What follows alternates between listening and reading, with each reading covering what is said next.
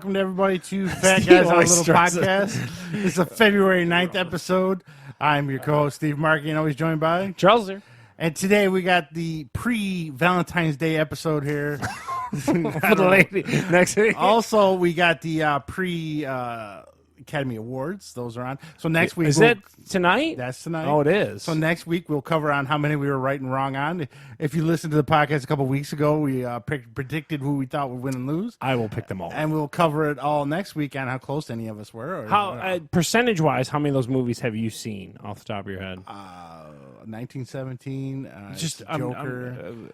What do you think 10? about 80% of them? You think? Yeah, possibly. Yeah. I didn't see Parasite, so I don't. That's know. really the only one you're dragging. But like most of the majors, you saw. And I didn't see the one about Fox News, whatever that is. Bombshell, was that nominated? Yeah, I think it was. I didn't see those two, but pretty much everything else I'm pretty caught up on. There you go. I don't really want to see Parasite, so I'm sorry.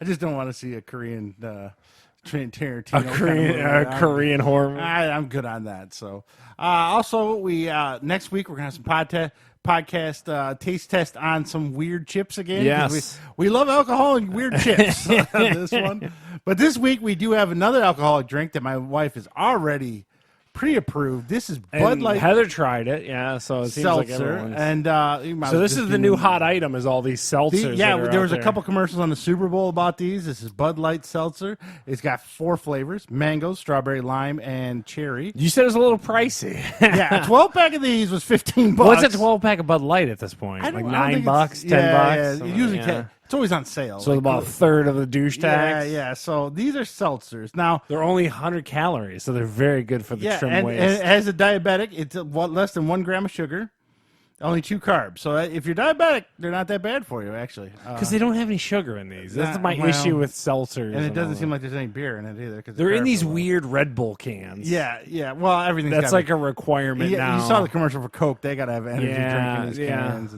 And we got to try that too at some. Well, I don't know if I can do energy drinks and shoot my blood pressure. I'll just take a shot of it. I'm good. So this is Bud Light Seltzer. You might have saw the commercials for it. We found this at Fresh Time Market. I think it's like everywhere, though, isn't it? Yeah, it's pretty everywhere. much available anywhere. So you got the mango. Smells good. I got the strawberry. Now, my wife's a huge fan of Propel. On full disclosure, I hate Propel. I hate flavored waters. Is Propel carbonated? Yes. One of them is carbonated and one isn't. Yeah, Propel is carbonated with a little bit of flavor. That's why I hate it. I'd rather have Gatorade than Propel. Yeah, it's got that seltzer vibe. There's no sugar to it. That's how it's good for diabetics. It tastes no sugar. This is like club soda, or like you ever go to like a McDonald's or a 7-Eleven, you go get a pop and just like carbonated water comes out. It's because it's out of syrup. So gross. I hate these. What do they call it? Polar ice, bubbly, all of them. They're the biggest cock teas in the world. I hate them. Love these. This is right. If you like Propel and you want an alcoholic drink, this is probably going to be right up your alley. Now I know why she likes it. I mean, it smells good, and there is downed it. There is a minor mango. This is gross, flavor. Dude. You're wrong. You try to justify. I'm saying I don't like. This tastes like shit. All these seltzers are a nightmare. I hate all of them. Again, what do they call the seltzers? Have you had LaCroix, Polar Ice? Now, full disclosure, at this Fresh Time Market, it's kind of a douche market, you know.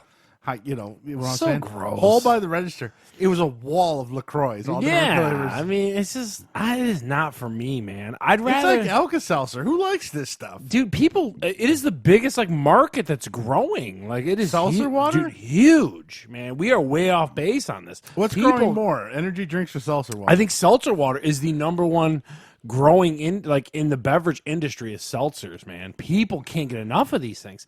Like I said, Carrie McDonald, man, Carrie Kohler at this point. Every time I see her, she got LaCroix in her hand. Every time. You think she'd like this? Oh, she would. She can't have it. You know what I mean? She got some issues, but you know, sorry, bring that up here on the podcast. But I forgot about that. I just hate them. I can't stand. The more I drink it, it's like drinking medicine. It's like pop, but someone forgot to put sugar in it. It's like, what the hell? Put some aspartame in this. Give me some aspartame and some whatever's in Coke Zero. I don't know. I'll be honest. Just give me a beer flavor. Like make it Bud Light with a dash of mango. It doesn't taste like beer at all. I know. I'd rather have beer. It's only Bud Light by name. It doesn't taste like Budweiser. They bought some company, slapped their logo on it, and said for the record, thumbs down from Charles. I hate seltzers. Just gross. Here, put that over there. Yeah, me and Steve took it to the head. You can drink the rest of that. Take that home to Michelle. Oh, she wants it. So we're going to move on because we've had drinks. Now we need snacks. So we've had Epic Brand. Epic Brand was the elk jerky I brought in the one time. So now Steve bought a fancier one. This is the Wagyu beef, man. High-end beef jerky. So this is like the Kobe beef and all that And kind I of had stuff. to buy it because Charles is the resident family I jerky. love jerky, man. Jerky expert. Him and Dave Markey. Yeah, I really do. Full disclosure, I'm not a super fan. I mean, I eat a piece of jerky I here and love there. jerky, man. But Charles can sit and eat a whole bag. Just tear me off a small chunk. I don't really want a lot of it. Half. What are you doing? All right. So, it's very wet. Number one, it's a wet jerky. Yeah, it was only $1.99 for a Smells stick of good, this. though. Smells really good. That's good jerky, man. To go from that shitty seltzer to this delicious jerky is not. Thank you, Steve, for redeeming me because that seltzer was terrible. Now, this is Fresh Time Market is where I got this stuff. It's in Canton off of Morton Taylor Road. They had a whole wall of all different kinds. They had vegan. We've had vegan on the pack. Yeah. It had such an impact on me, I totally forgot we had it. Yeah, you try to gross. drone that out of your. They had turkey jerky, venison jerky. I eat all of it, man. They had the elk, and they had this Wagyu beef. Now, This is Wagyu. bad for now, you, Wagyu. Huh? Wagyu, yep. What did you say It's- this is bad for you? Oh, like cured meats and shit, dude, that I eat by the truckload are terrible for you. What do you mean? It's like bad it's for like your. colon cancer, man. I'm gonna get colon cancer in 5 years, I guarantee you. It is good jerky. It's soft. It's got No, that it's good. not super hard. Oh man, that's phenomenal. I gotta say, if I'm in the mood for jerky and I saw that at a checkout line, I might have Yeah, to give that it is good, man. Epic Wagyu beef, man. Big thumbs up there. Again, totally redeeming yourself from that shitty seltzer. Oh man. Well, I wasn't trying to redeem myself. I was trying to get disgusting vegan jerky. Too. Yeah, I told you I we forgot we already already had. had it. Yeah. But that's the only way I like venison is usually in jerky form. Oh really? I love cured meats, man. I'm not a Can't big get deer enough. meat fan, but if you put it in jerky Summer form, sausages and all. I just love it, man. And I eat an obscene amount of it. Now, I like hunter sausages, the ones you see on the great, yeah. usually Great. at a party store. That All little, day, that little man. plastic thing that Yeah. everyone stuck their hands Don't through. give a shit. Yeah. All community Spicy juice in hunter there. I don't give a sausage from shit, there. dude. That is pretty good. I- And Papa at Christmas time bought you that bag or gave you that bag. Yeah, because he knows that Dearborn brand, those hunter sausages from Dearborn brand is amazing. Oh, you get the spicy ones, the hot Now, ones. what goes with that? Just them by themselves? I or do just you, pound. Do you I like a re- good cracker no, or piece so of the- cheese? Not a fucking thing. Just leave that bag in the fridge. Every time I open that fridge, snack. So you're literally like a goo. You're just Yeah. going to eat that treat. Oh my god, It's human dude. pepperonis It is at so that point. good, Is that what you're man. saying? I think that. So if I'm gonna choose between like the ground product kind of like tubed out, I like that more than even the true cuts of beef jerky because I just something about that, like you said, summer sausage and all that.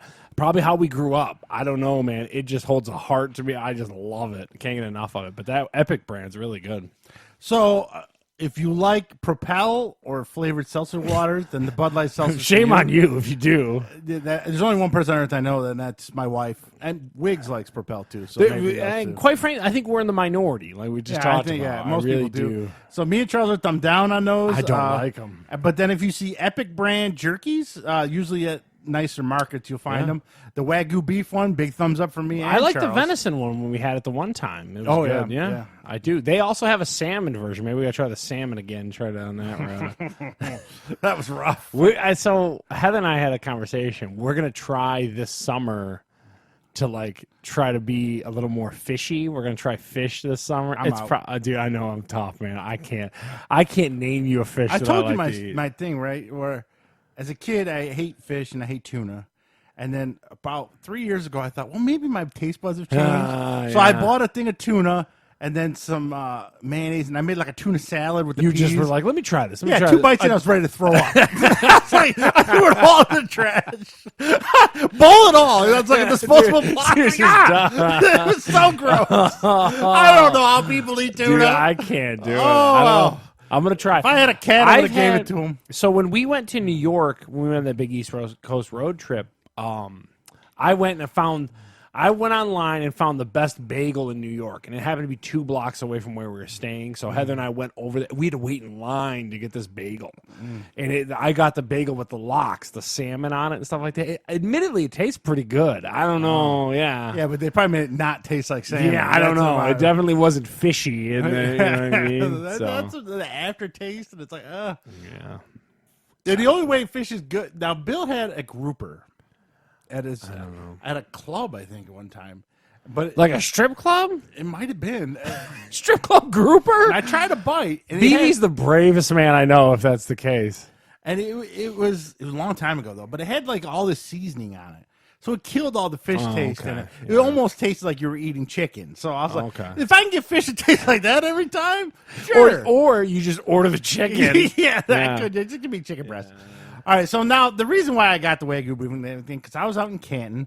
There's my wife, and then, of course, at Wiggs, they recommended a breakfast place called Biscuits and Gravy. Now, if anyone knows Michelle Markey, my wife, she will stab you in the face for some breakfast. Now, I looked up so that we could reference the Yelp reviews on this. It's got 4 stars out of 284 reviews. It's a local joint in Canton. So that's a sound review. Admittedly, that's really good. I don't know if you remember when we went to that little side video game store. We were looking for fight sticks and stuff. With Holly was with us. And when we walked down the street a little way. That's where that video game store went out of business. This restaurant moved in. Okay, it was a little. So it's. And that's what I was going to say. So looking at the Yelp review, it looked very small. Yeah, it looked like a real mom and pop. It's almost about the size of a GameStop on the inside. Okay. So you walk in, if there's a table, you take it and everything. Really good. I'm not a huge breakfast food fan. I don't know if you are. I got to be in the mood. You're married to a woman that's obsessed with it. Yeah. And so Michelle ordered, I swear to God, I think I sent you the picture, cinnamon pancakes. They are this big. And you put it on the Instagram. This tall. You can see them on the Instagram. It's like eating. Dude, how big diameter was? They look like they're about a foot in diameter. They were probably about this big. Yeah, they were crazy. And they stood up that tall. What was that like brownish cream cheese that was on there? Yeah, it's like a cinnamon buttery stuff. Oh Jesus! Well, actually, it's like a cinnamon icing kind of thing. It wasn't butter. These things were so sweet. She didn't even use syrup. I mean, that's how sweet these things. Oh wow! It literally tasted like you were eating a giant Cinnabon. Oh wow! I took 2 bites. That's enough. Can't take any more of that. I'll be dead. I can't take more of that. From the reviews and stuff online, it looked like they offer a big menu of the stuff. Huh? Oh yeah, all kinds of. And then they also have waffles. The lady next to us, this is a young couple. They were so annoying. Okay. Like small joints, so you felt like you were right dining next to him. And they're probably in their early 20s, and she's rubbing his beard while they're waiting. Rubbing his beard? Yeah, I was like, are you serious? Don't touch another man's face when you're waiting for your food. And then the food came, and they each ate a little bit and then swapped plates. I was ready to barf all over them, I swear. True love. Dead with Steve Markey. Yeah. But they got waffle, and that thing was like this, too. It was everything there, like waffles, pancakes. Now, the biscuits. But here's my thing. Let me ask a question. So, one of the things I hate about these restaurants that do these big portions, if the food's kind of mediocre, I don't give a shit how much you give me of it. So you're saying the food quality was good, though, although massive portions. I just had a Western omelet, and that wasn't that massive. That was just okay. So it's basically like the their pancakes waffles and the waffles. Okay. Yeah. So if you're gonna go, did you like a French toast or anything like that? Did you see any French toast? Yeah. Those it was 4 pieces. Like it was 4 big pieces of bread split, or 2 pieces of bread. Kind of a cheap joint. How much are you paying for something? Like that? My omelet was like $10. Michelle's was 10. Crazy. Kelsey's about $23 all total. Bad, so it wasn't bad. And, busy place when you went in there? Oh, yeah, it was big. We got lucky. We got there right when the table opened. Didn't have to wait and sat right down. Okay. And then like another couple came in hanging after out a little bit, because it's small. It's only, like I said, about the size of a GameStop. Yeah, how many chairs they got? Like 10, 15 chairs? Yeah, it's not a lot. So and as they gain in popularity, I imagine you're going to be waiting longer and longer. It's good food. Now, the biscuits, the namesake of the place, I said, well, I got to get a biscuit with my omelet. They're like that big, massive and like that thick. Now I'm not a huge biscuit fan, but it was more like almost like how cornbread set up, Yeah, but yeah, it was good. So a big thumbs up. I like. What would you give it out of 5 to stick with the Yelpers? What would you give the Yelper? Well, I mean, far as breakfast goes, now I didn't try any lunch. Just based on breakfast, I'd give it a 5 out of 5. You give it 5 out of 5? I mean, they had everything. Even if you're not like, they had omelets. Serve breakfast 24/7. Well, all during hours they I serve think breakfast so. all day. I'm not sure if they're open all day. Oh, they might have weird hours. It might be one of those sometimes 6 those a.m. to breakfast 3. joints. Yeah. So I don't know for 2 o'clock, and you're like, we're wrapping up. You're like, dude, it's 2. Because they have a lunch menu. It's like burgers, some sandwiches, not a lot of stuff. Okay. Compared to their breakfast. So to stuff. your point, check they the might hours. only be open for breakfast and lunch. Check Yelp for the hours on that and everything like that. But it seemed like it was relatively new.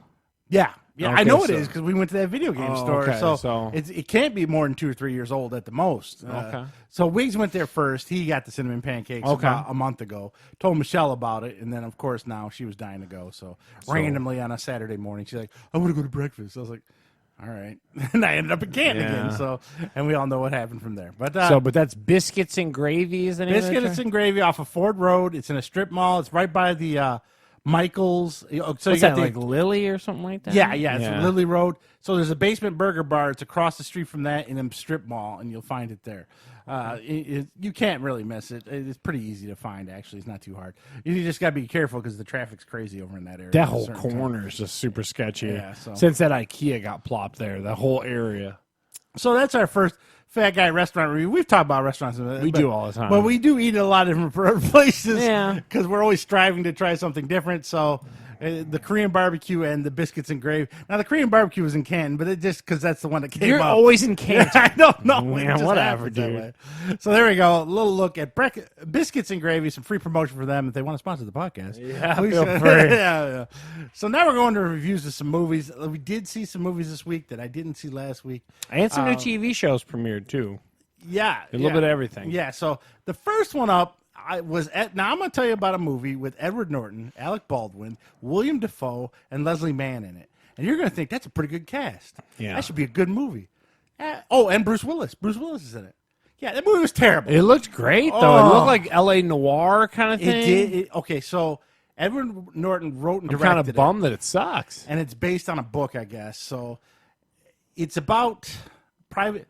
It's Edward Norton's love story to private investigator movies from the 1940s. So it is like L.A. Noir, the video game. yeah, Wow. yeah, but it's boring as fuck. Yeah, it starts off good. So who's the actor off of My Name's Earl plays fat brother? Ethan Suplee? He's real ripped now. Yeah. Well, he was still fat in this, so I don't know when Okay. they recorded this movie. So he must have just got ripped. Yeah, huh? so him and Edward Norton start off in a car, and then Bruce Willis walks up, and they're boys with Bruce Willis. Bruce Willis is like, I'm gonna go to this meeting across the street. I'm gonna give you some code words. If you hear it, follow me, and blah blah blah. So he goes into the building. The meeting goes sideways. They grab Bruce Willis and throw him in a car, and then Edward Norton and Suplee start chasing him all through New York. So it started off really good. I was like, "Oh, this is pretty cool," And it ends up Bruce Willis gets shot. Old school Bonnie and Clyde type cars. And Yeah, everything. 1940s, okay. I think. It's in Brooklyn, obviously. And Edward Norton plays a character with a tick, like a nervous tick, almost like Tourette's. Okay. But it's not believable at all. Oh, It's really? not good. Me and Michelle were both like, they should just cut that part. Oh, really? Like, and then go back to talking. Does it impact the plot in any way? No.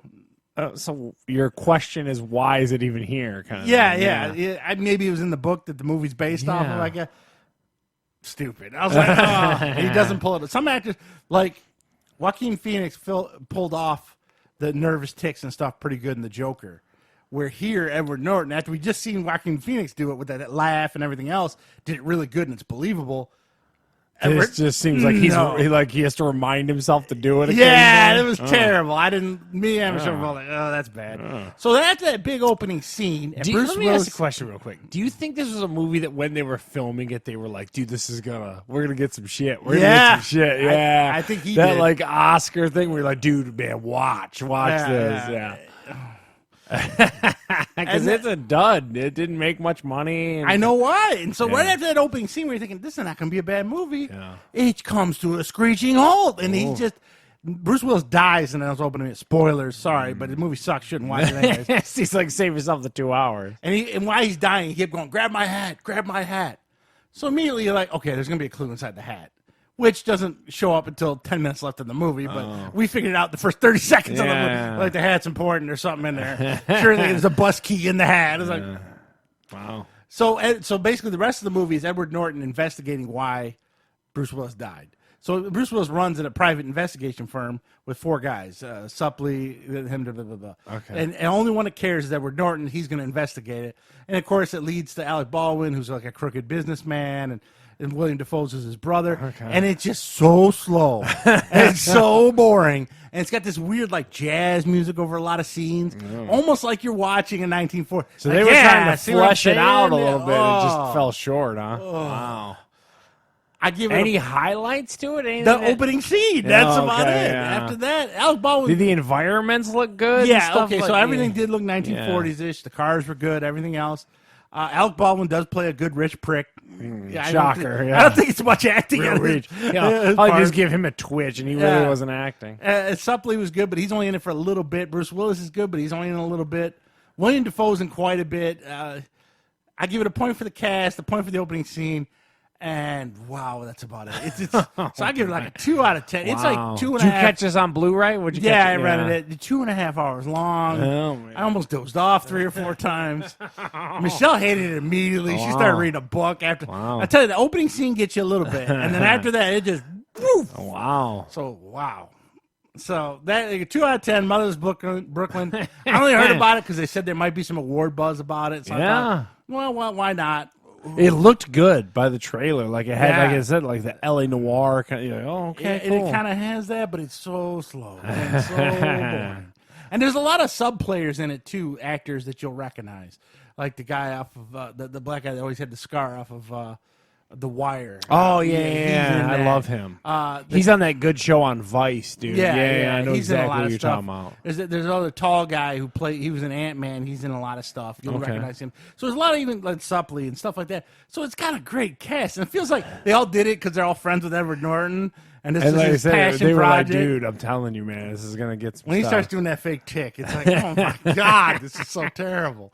That was the worst. And Michelle, as soon as the first scene with the tick, Michelle's like, seriously, I'm out. This is terrible. Let's watch something else. I go, no. And the bad thing I have is even if no matter how bad the movie is, I'm gonna finish there's something in there. Because either it's gonna go up or just get worse, and I'm gonna rip on it. So there you go. Now the next one, I know you probably saw it. I didn't see it. I did. It was new. I saw this. What is Kamal Nanajeen, from Silicon Valley. Yes. And he's also ripped as all hell right now. I was talking about someone who also got ripped. The Big Sick. And he wrote and produced it with his wife. Yes. He has very big ties. Talking about passion projects. Yeah, and I guess this is based on how they met. And I'm the first person to tell you romantic comedy, I'm out. I thought this was really good. I enjoyed the hell out of this movie. I agree with you. I enjoyed really the movie. Did a great job with subtlety and like how people kind of really, you felt like you're really watching someone, how they live their life. It's really good. And to come to find out it was based on a true story and based on So The Big Sick, it's on Amazon right now. If you have Amazon Prime, you can watch it for free. It was a big award show, darling, when it came out. Years. Too, Amazon co-produced this movie. That's why it's on there. Yeah. So I really like it. Even if you're a fan of Silicon Valley, it's not a super slapstick comedy or anything like that. It's more of a little bit more serious. The girl goes in a coma for I like Ray Romano but as her father. For real. It's very good. Yeah. Like with the, they said you feel like you're watching a slice of life type thing. Ray Romano as his father. I liked him. I liked Holly Hunter as his mother-in-law, soon to be mother-in-law. And I liked his whole family, how they wanted to disown him because he wouldn't marry her. So good movie. The Big Sick. The guy is huge. He's everywhere. He's in a new movie coming up. Lovebirds. It looks pretty funny. Except for Stuber. You said you saw Stuber. Stuber had moments, but it just... It's like Kamal Nanajeen or something like that is his name. Everyone's... He's the hot Indian actor right now. And literally, because he's ripped, he is hot. So, the hot Indian actor right now. Everyone's big into him. He's on Conan O'Brien all the time. He's good friends that's with how Conan I came to know him. Like, obviously, Silicon Valley, and then he's on Conan all the time. So Big Sick, if you missed it back in 2017, you can catch it on Amazon. And I would still recommend it. Michelle gave it a big thumbs up, so did I. And I never thought a romantic comedy would be the best movie I saw all week. Yeah. But the next one, and this one's at theaters. This is the big release for the week, too. This is the big one. What theater did you go and see this at? My usual South Cinemark, Yeah, they had power this week, so go see it. No passes needed. Birds of Prey and the Fantabulous Emancipation of One Harley Quinn. Terrible title. Margot Robbie plays Harley Quinn, the main chick. Ewan McGregor plays Black Mask, who's a newer Batman villain. And then there's the Birds of Prey. Now, for this, if you're a deep dive comic guy, you know who Birds of Prey are. If you're a casual person like yourself, you're like, who the hell are the Birds I'm of Prey? extra casual. But you know Yeah. who Harley Quinn is, Yes, right? I do. So why That's they didn't- Kevin Smith's daughter. Yeah, yes, exactly what it's about. Yeah. Why they didn't just make this movie about her and forget the other three? Is she don't played know. like a true? So again, I know the main way I was introduced to a Harley Quinn character was Batman the Animated Series. Yes. And she was like a true psychopath girlfriend of like Joker. Yep.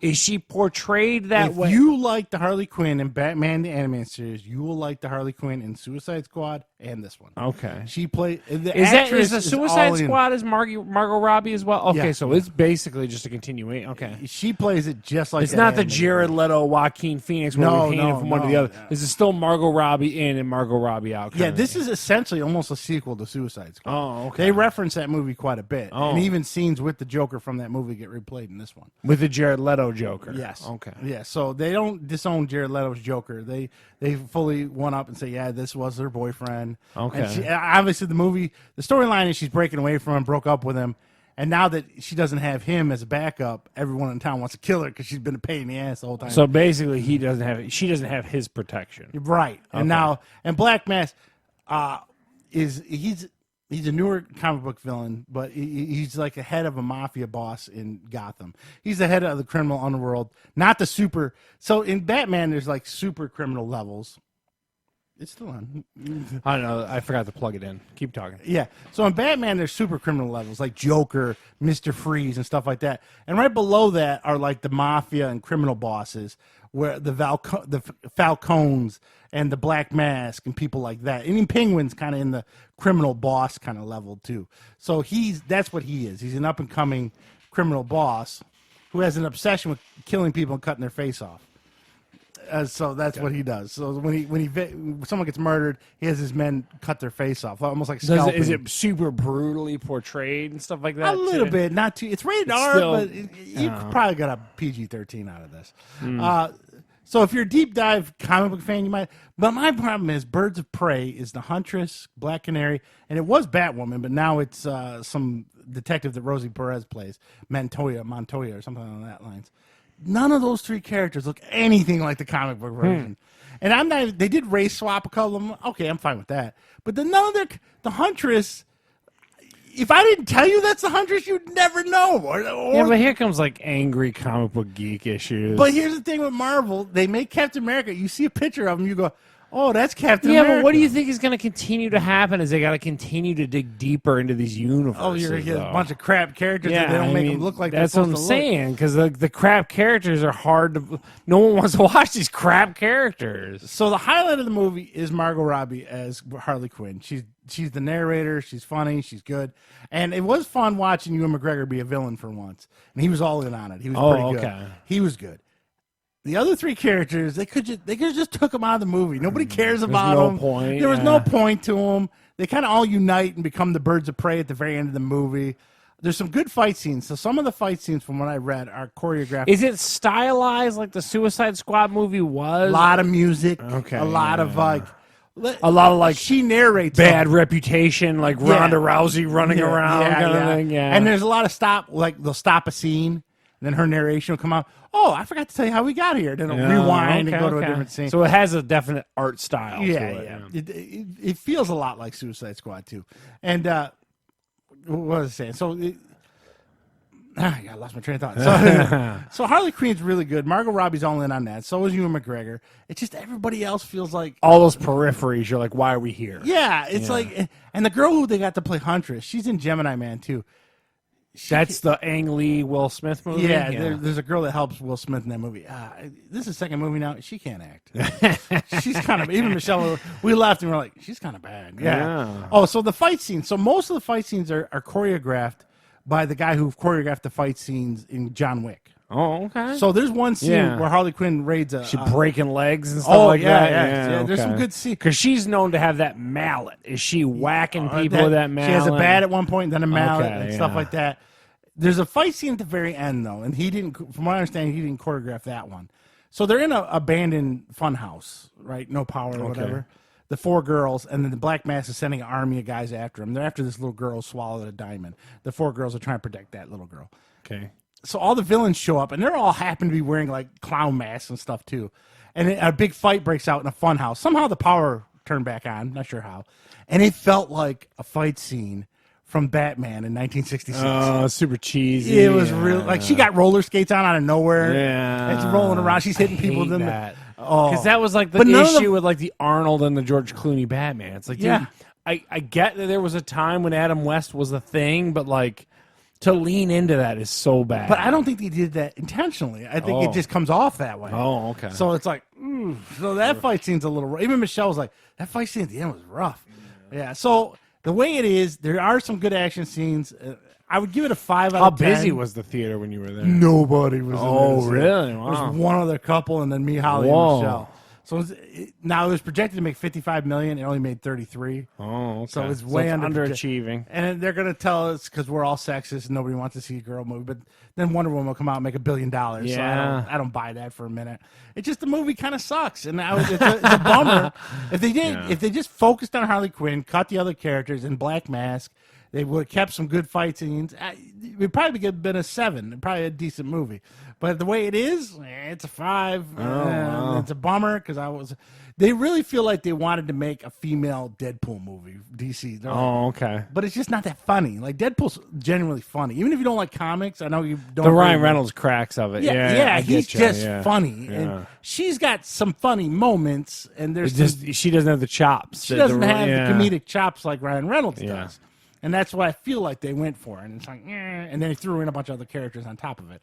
So 5 out of 10, a little bit of a bummer. DC Not was even on a Steve 6. DC was on a shy roll. of a Steve 6. Yeah, I wouldn't buy a copy of this one. DC was on a roll with Shazam and Aquaman and Wonder Woman and Joker, obviously, but this one missed the mark. Oh. And it's weird because, like, why Birds of Prey? Why not Superman 2 or another Green Lantern movie or something? Or the Flash movie. You could make the argument that those are still coming. So yeah, I guess. Yeah, you're sitting there going, why not? Why not? But there's some dude working on the CG on a lot of that shit as we speak. Yeah, that is true. That is probably true. So 5 out of 10, bummer for me. I was hoping it was going to be better than that. You got to tell me there's no way there's no Aquaman 2 in this. We know that's coming. We need Momoa's ass. Side note, they keep signing petitions to get Amber Heard out of it. Why? That shit with her and Johnny Depp. There's a recording now of her admitting beating him. Oh, jeez. And so they're like, well, he lost his Pirates of the Caribbean movies because of this whole thing. Yeah. And now they feel like she should be out of the next Aquaman. Jesus. So, interesting. Crazy people. Yeah. So next up, we're going to go back to TV. Yeah. And the first one that all of us watched, except for Holly because she's too cool. They were pushing it. They were pushing us a lot. On Fox, hosted by Will Arnett, Lego Masters. And Charles, what do you think? Yeah, so this was the big, again, they were pushing it for a while. So this is going to be a reality competition where they're going to put a bunch of teams of 2. I think there was 10 teams altogether of Lego builders together and give them a challenge. And this first challenge was like theme park day. So they gave them this huge monorail map. They basically took 10 sections out of it and then told them, hey, make your theme into this section. Now, the nice part, we talked about it pre-show, they gave them like 15 hours and all the resources of any Lego you could ever want at your disposal to then come up with your theme. They give them a little bit of like loose requirements, kind of a la like Project Runway and all that stuff, where like you had to have a moving element to it. Right. And this show was great. It was on Fox, hosted by Will Arnett. The 2 judges seemed to have some real Lego chops. The one guy was like, he makes the architecture series for Legos, and then the other chick brought up the whole Friends line of Legos, which I know my daughter would. Now, what accent do you think that girl has? I don't know. I couldn't place it. I'm like, where is she? German? What is she? And again, we talked about it pre-show. I thought this was great. So if you gave adults free reign and all the resources to make everything. Now, how fast they make a Lego Masters Junior, oh my God. Like, that show's going to write itself in 6 months. It's not even funny. But the one rub I tell you, and we talked again about it pre-show, they didn't go into kind of why they picked certain teams. And that was kind of our beef with, Steve was talking about it kind of pre-show again. They didn't really elaborate as to. I know there was a big process you had to go through to be on the show. But I don't know what it was. Yeah. Maybe throughout the season they'll cover that. And maybe, but I got to tell you, this show's great. 15 hours to build. These people came up with an imaginative things. You definitely see the super creatives kind of go here, and then the not so much where you're like, those people got to go. Like we talked about the older ladies that need to go and all that kind of stuff. But huge thumbs up. My whole family watched it and loved it. I don't know if Steve. I just hope they don't go crazy with the motorized stuff. Like you have to have something motorized every week. That's gonna be a little annoying. I don't know. Just build something cool. It doesn't have to. I think they should have like a sculpture week because I think it's amazing when people make sculptures with Legos. Well, next week's like a monster thing, right? It looks or a space thing. Yeah. Well, and it's blowing them. Like I guess they build something up and then each one's getting destroyed in its own way. It's cool, man. Yeah, this is a super great show. It's on Fox, which is crazy to me. Yeah. The neat part too is Lego is all in on it too. Like all the stuff, there's minifigs everywhere, and just. You know what's funny though? I didn't see any Lego commercial. I guess the show's a commercial for them. Yeah, I was gonna say it's one big commercial. I just thought I'd see some commercials. I also one of the things we didn't talk about too. I enjoyed the way that they animated their creations and all that kind of stuff too. I think that goes a long way with like having the actual minifigs kind of animate stuff like that. It was really cool, man. I liked it a lot. Now you didn't care all that much for Will Arnett. You thought he was a little over the top, he's a little too much I Am Batman the whole time. But maybe that'll die down. I thought he was funny. But I mean, like you said earlier, like he's got 15 hours to fill. So that's a valid point. But yeah, huge thumbs up for Lego Masters. I think the show was great. Talking about like a show, I give it like a solid 8 out of 10. Like it was that good. Out of reality shows, now like I told Charles, the only thing both of us kind of agree on those cake shows is they never give them enough time. Yeah. So we always see these Here's 45 minutes to build a wedding cake. Yeah, dude, people take days. Yeah, I know. So at least Lego's giving them 15 hours. Well, now watch later in the season. All of a sudden, you got 1 hour to make the good. Batmobile. It's like, oh, man. But yeah, huge thumbs up. Check it out on Fox. I'm sure you can watch the replay on Hulu and stuff like that. So yeah, big thumbs up. Yeah, 8 out of 10 for me as well. So Charles, you were into some HBO documentaries? Yeah, so again, just kind of in the same vein, just watching some randomness because it's that time of year where we're kind of in that lull area. So HBO had put out a handful of documentaries. One was called McMillions, and it was produced by Mark Wahlberg. It was about how someone rigged the McDonald's Monopoly game. This has been out somewhere else because I've seen this, but not on HBO. Okay, well, I got to find out what the other document. I hated this documentary. Their form of storytelling was making me and Heather mental because they weren't getting down to like what they kept alluding to it. We're talking FBI agents. The one FBI agent's way over the top and annoying. I could tell you what it is. I could Wikipedia it, you know what I mean? But like I'm saying, I'm watching a documentary series. It was so frustrating. I cannot tell you again. Usually, and we've chronicled on this show, I love a documentary. Yeah. I just love it. And I never realized that there's a real craft to that because this documentary made me nuts. We and Heather turned it off. We got 2/3 of the way through the episode. They never got down to like the story of it. It kept talking about the federal agents and like their office and all. And I'm like, can you just tell me what this is about the Monopoly scam, right? Yeah, it was 4 people who were in the same household somehow won like the big money, you know what I mean, back in the late 90s. And if I don't know about this document, but the one I got, it got to the point and showed what's happening. Oh my God, this McMillions document is awful. I hate it so Essentially, much. A high up guy in McDonald's, when they did the program, he was in charge. They give him an envelope with all the winning Monopoly pieces, and he's supposed to hand deliver them to certain places.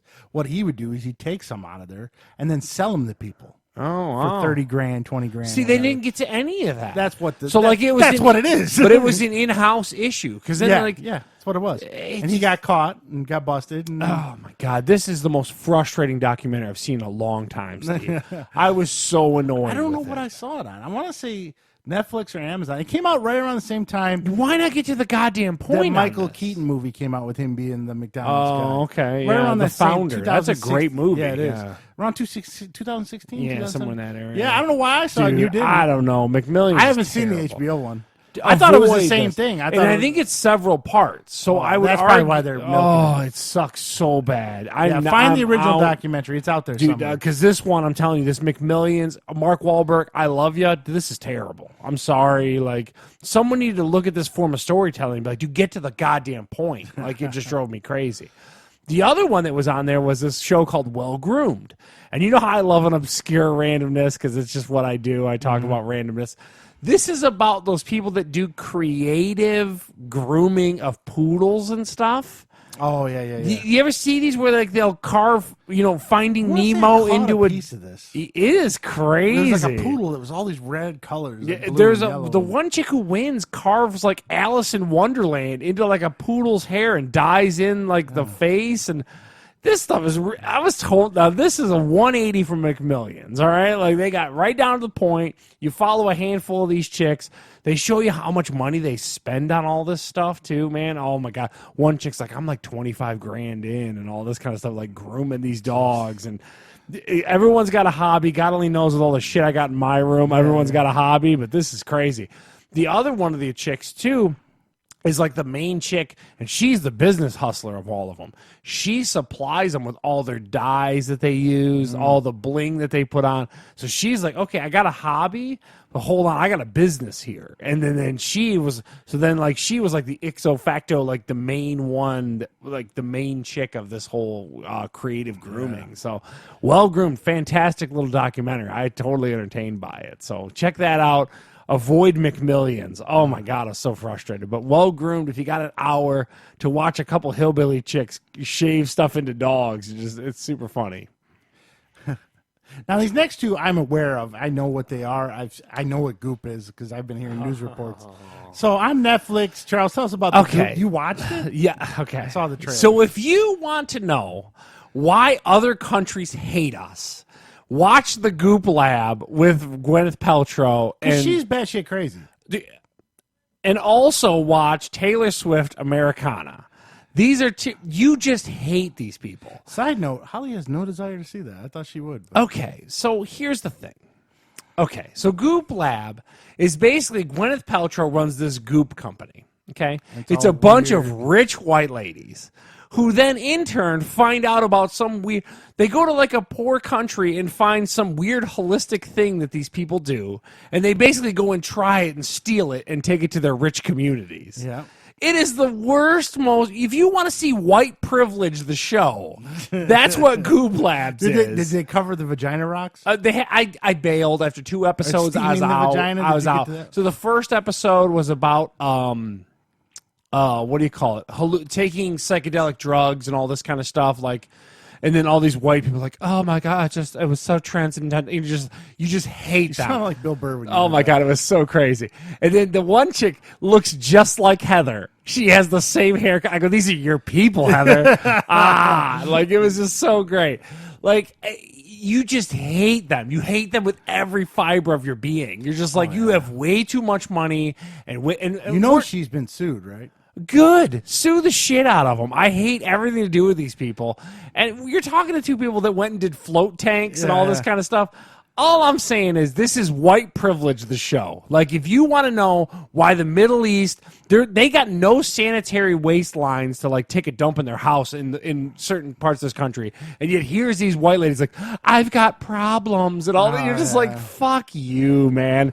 You're an asshole. Everything about you. You don't listen to Dave and Chuck the Freak, right? No, I don't. They bring up frequent stuff that she's done. Oh, my God. And it's like, Jesus. Dude, so there was this is about a year ago. She's got a this was a website originally. Yeah, she did a candle. It's like vagina smell and all. Yeah, so thirsty. It was like a smoothed over rock that looked like it was in a rock tumbler. And the thing is, you're supposed to stick it up your crotch and walk around all day with it. Oh, and keep clenching it, and this makes your muscles of course, tight. Because with Gwyneth, you walk around with a rock in your like, crotch. Dude, everything about this, man. Again, if you got Netflix, check it out, and just if you want to see why the Middle East hates us and all this kind of stuff.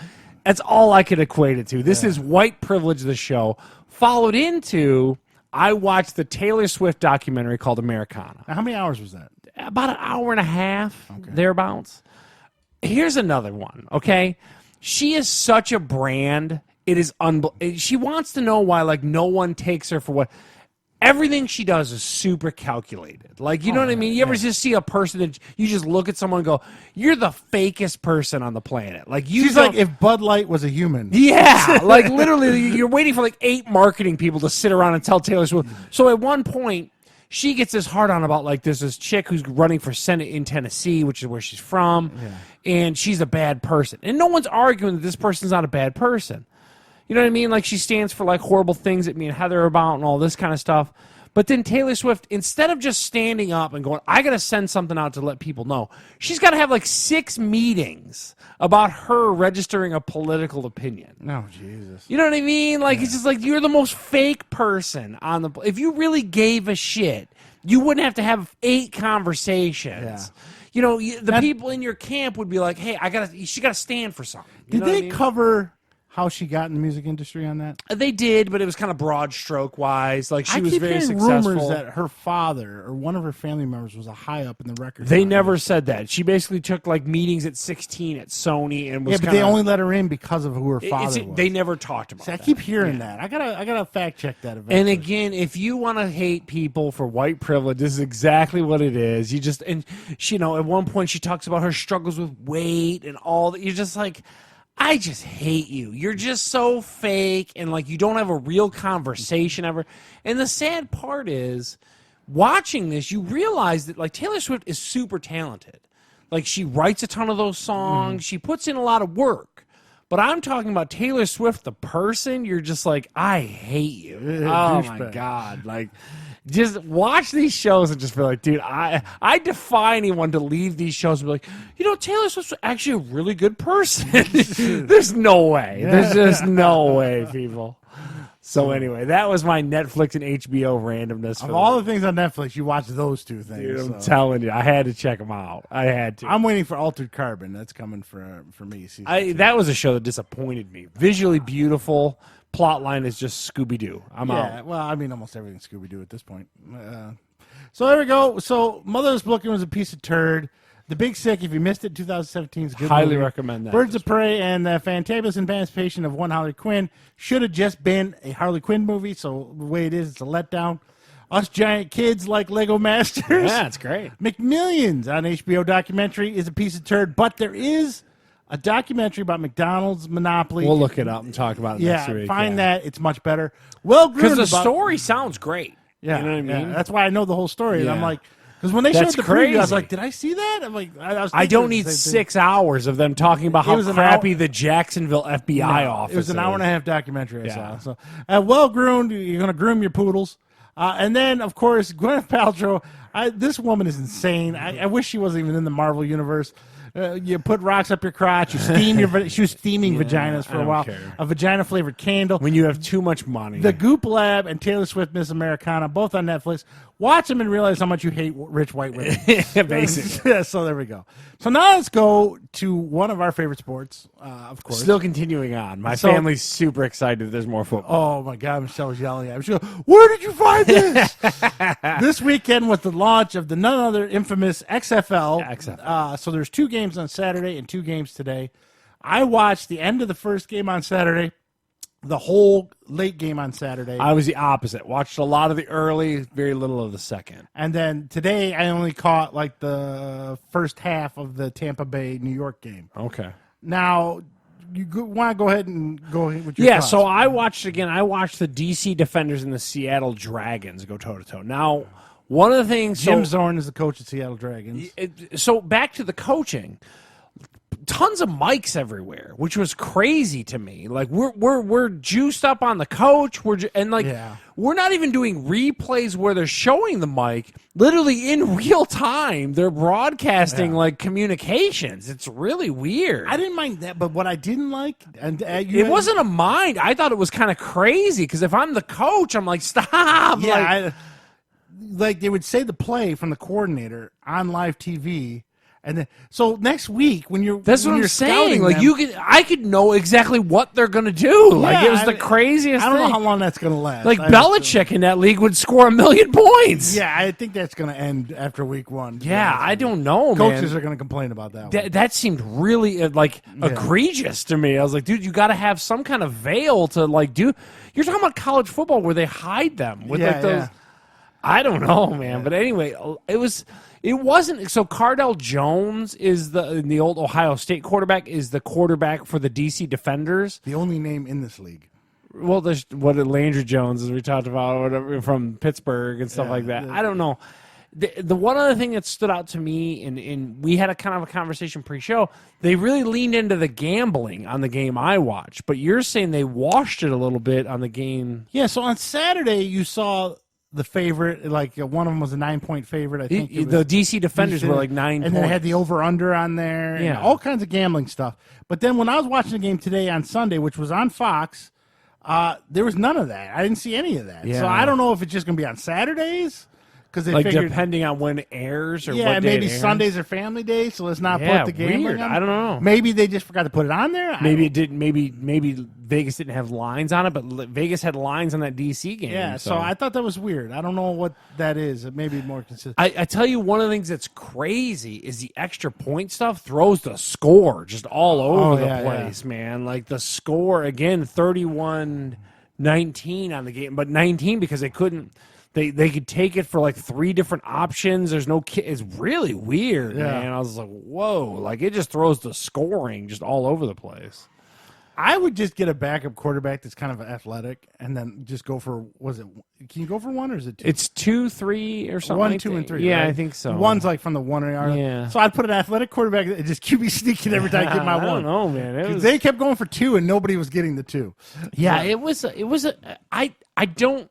So it looked like there's about 18,000 people in the game I saw. There was more than I anticipated. Yeah, I'll tell you this.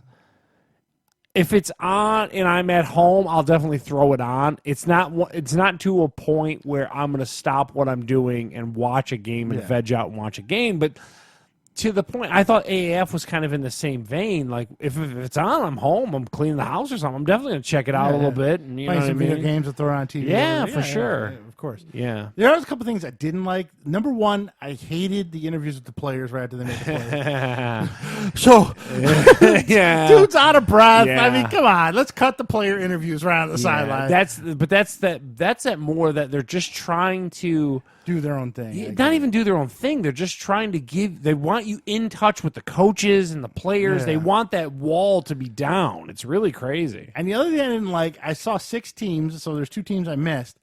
Nobody runs the ball. Nobody. This was outdoor arena ball. Yeah. One team, the game right before I left, they had 27 yards rushing for both teams. I'm like, are you kidding me? Run the ball. Nobody ran the ball. I don't understand that at all. And I know the NFL's getting a little away from it, but you still have a 100-yard rusher, 120, 30 yards. Somebody run the ball. What are you doing? And I mean, of course, offenses are still sloppy. They're going to be sloppy. Probably it's going to take time. But I didn't mind it. I thought it was okay. I really like the balls. I might give me an XFL ball. I think it's kind of cool looking. I like that. And like I said, there was more people at these games than I anticipated. There's more people at some of these games than I saw some of the bowl games in December, which is kind of funny. It had kind of a college-y vibe to it. A little bit, yeah.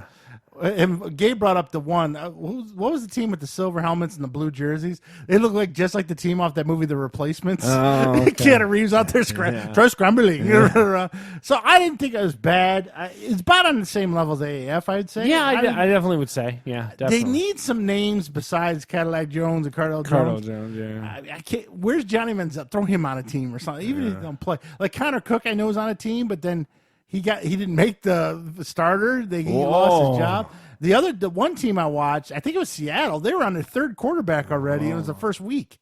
Why? So the quarterback got hurt in practice, and the other one got hurt during the game. So they were on their 3rd quarterback in week 1 of the XFL. So we're not going to cover it every week. We just want to get the debut. And then we'll definitely come back to it. Catch up to if anything of note happens. Yeah, and then definitely at the end of the season, we want to see. Well, so I looked that up. So they're going to play till the end of April, it looks like, is what the season's shaping up to be. So we'll see. Yeah. I don't know. And now Kurt Menefee did the announcement. Yeah, so the announcing team seemed... the ABC one was good ESPN guys and stuff like that. So I have no issue with the production of it. Yeah, so they've learned some of their lessons from the original XFL back in the 90s. Yeah, I think they're not trying to do the wrestling strategy. I think they backed McMahon off enough. Like, dude, you know what I mean? Like, they're still a little touchy on the head hits. I thought they'd maybe let things go a little more. Here's the funny thing, too. Like, so the clock's always running, right? But it doesn't. They were quick. Did it feel faster? It than was an NFL quick to game? me. Yeah. Oh, They're under 3 hours, dude. They're so under. maybe they are. Maybe I didn't pay attention Yeah. because it was in the background. It didn't feel well. It felt like it was going faster, but then they would come to a screeching halt when they interview a coach on the sideline, or they'll interview a player who can't breathe. Yeah. So they got some tweaking to do, but we'll see. We'll visit it again at the end of the season, and of course throughout the playoffs of it. I mean, it's only 1 or 2 rounds, so we'll go back. It's 2 rounds of playoffs. Yeah, that's it. So all right, so that's the XFL. So let's go into Vince McMahon's original love, and that's 3 minutes of wrestling. Always more than 3 minutes. But a couple weeks ago, I brought up a theory to Charles and Gabe and Bill and myself about nostalgia and how things are rosy. You got your rosy glasses on, and then when you go back and watch some of these movies or TV shows today, you realize, man, this is kind of bad. It's not like some of the old cartoons we grew up with. So we put the theory out that maybe the old Raws from the 90s, when we all sat around watching them, that maybe they aren't as good, and maybe the new product's closer to the old product than we remember. So on the Super Bowl Sunday, before the Super Bowl, because it didn't come on until 6:30, we watched a random episode of Raw from when was just before. It was like 1998, I want to say. Yeah. Just before the WrestleMania. Yeah, so Rock was kind of big, Austin was big, and it was only 2 tight hours. And what are your thoughts, Charles? I thought it was still great, dude. I'm telling you, your guys' theory, we proved it wrong. Because it is still good. I would watch another episode right now. It's that entertaining. You realize how bad that product has fallen off. All 3 of us were in agreement. We were sitting there watching it. Dude, again, I could watch every Monday an old episode of Raw. I mean, you got JR in his prime. Dude, he's on top of everything. Still. He's pimping the pay-per-view. He's getting you into it. Also, I can't say enough about the production of it. There's no Zoom for Impact Cam. There's none of that stuff. It's just a good product to watch. Only 2 hours. It's a good tight 2 hours. It's so good still. You had the opening monologue with with Steve Austin and then the main event. Well, who was the main event? It was Austin. It was Austin when he came out with the 3 up against Rocky Maivia, like I was saying, well, it was The Rock at this point, right? No, he was becoming The Rock. Oh, well, it was in the cusp of, Yeah, because this is the pay-per-view. This is the WrestleMania of Mike Tyson. So DX had Mike Tyson and Triple H, and they came out and did a promo halfway through it. There was a big tag team battle royal that was kind of weak. Yeah, okay, but there it's was still some better weak than spots. 90% of the crap you guys are watching right now. And it just. I don't know how McMahon and them don't watch those old episodes and go, what the hell? Dude, so our theory is wrong. We put it to the test. Old Raw is still way better than what they currently have. I'm telling you. It just it wasn't roses. So there you go. There's a little theory you had. So give it a chance. If you guys have the WWE Network at home, pick a month in the 90s or early 2000s. Watch the month. I challenge someone like Gabe and stuff like that. But Gabe probably rose your glasses than us because he's probably younger than us. So it probably really was like huge. Yeah. So and it does hold up. Unfortunately for the new product, dude, rough. No one's going back and watching that old, like a John Cena. No one's watching any of that. So as we've stated on the podcast before, Steve has stock in WWE. Yes. And I bought it at $32. It shot up to almost $90 at one point, which was a shock to me. When was that? Like, what do you would attribute it to? 2 to 3 years ago. When did it hit 90, I guess? When they first signed that deal with Saudi Arabia. Oh, okay. When that money was flowing hard. Yeah. Right before that, so 2 things happened. Saudi Arabia money, and then they signed their deal with Fox and the SmackDown deal. Okay, so it just, all things looked amazing. And the stock went poof. Right? And then it leveled out. It went up to 90, came back down. It's been hovering at $60, $65 a share. And I only paid 33. So you can see the sound investment still. Yeah. But recently, the WWE, I don't know if they fired them or if they quit. 2 top CEOs left the company. Now, these CEOs weren't in charge of creative. These were CEOs that are officed in Connecticut, and these were high-end people. Take your word for it. And they're gone. And so by doing that, the people who watch the stock did not like it. Oh. Their stock went from 65 to 45 literally in 3 days because of the firing of those 2 people. $20, dude. $20 in stock lost. Now, there is a Saudi Arabia show coming up February 27th, which will be my next news brief. So I feel the stock might go up a little bit because of that. And then, of course, if they get some big names to come in for WrestleMania, it might go up a little more.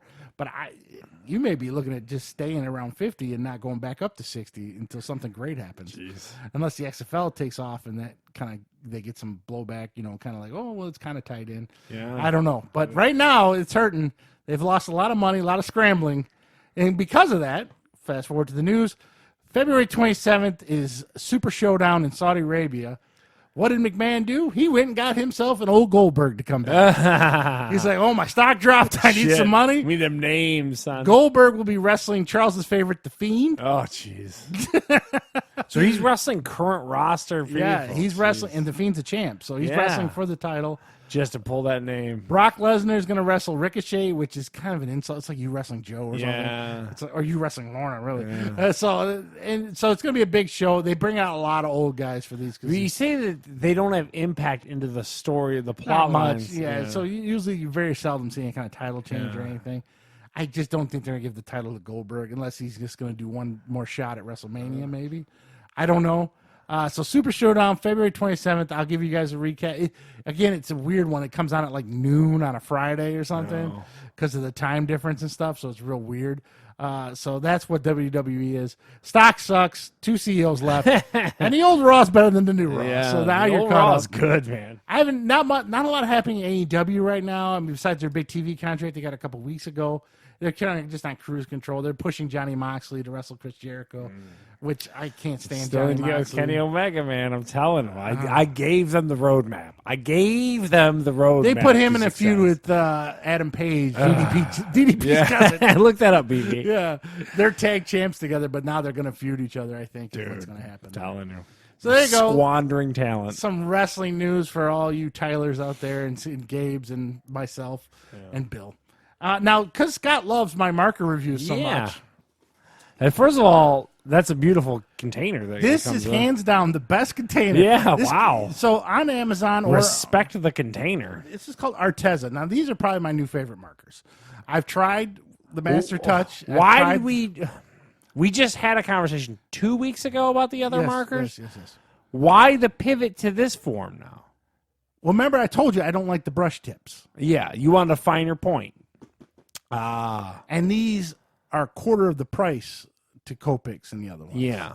So Arteza right here, Arteza.com. There's tons of coupons, stuff like that. Scott, you can tune out right now. I'm talking about my I don't give a but shit. I ain't going to go long on this one because we covered a lot of I had a Superman picture with the picture and all done up from these markers. Spilt water on it. Oh, not good for Holly walked markers. in, I was like, ooh. I was like, yeah, the blue ink just going everywhere. I was like, oh, fuck. But these are nice. And this is the coolest marker. First of all, that looks amazing. Yeah, That looks amazing. If you're into markers. Wow. So holy shit, dude. And like right here, it's empty. I'm like, I got Jip markers. No, they give you the 120, and if you buy more in the future, it gives you extra slots. To put a new one. But the thing is with the tips, again, let me see one. See that? That's a hard tip. Not, I can fine point, do details. Yeah, so you've got like a broader stroke at the one side. So this is like more of a traditional. Yeah, I like. I that can type. get in the nooks and crannies here. I can really color over some Big wide areas, path here. Are these refillable like the other ones? No, unfortunately they're not. But the tips are replaceable. So if you smash a tip, you can get like a 50 pack of tips for $10. How much are so? What? How much? So you have room for additional colorings. Yes. How much is like a 5-pack of these markers? They don't really do 5-packs. Okay. Like $15, you can pick out 5 markers. So basically $3 a marker is what you're telling me. Yeah. Short of this huge mega pack. Yeah. So they have a 60-pack too instead of 120. But you know me, like you, when I get into something, we're gonna go full bore. Yeah. Get all 60. It's an amazing pack. I gotta admit, I can respect the pack that is. See, that's my problem. I never have anywhere to put the markers. Yeah. You know, but this is a nice thing. I like this. I can slide this right. Are off my you closet. Are you expecting to get the same longevity out of those that you would the considering other I don't ones? color as much as other people do. You know, I only do like one project here or there once a month or something like that. Yeah, but I should get some good time out of them. I mean, but I'm asking like, so if I buy a Copic, if Steve buys a Copic marker and buys an Arteza marker, can I expect the same longevity? I think they'll last both about the same amount of time. Okay, that's what I'm asking. Yeah, the only issue being is the Copics, as you referred to, I can juice back up.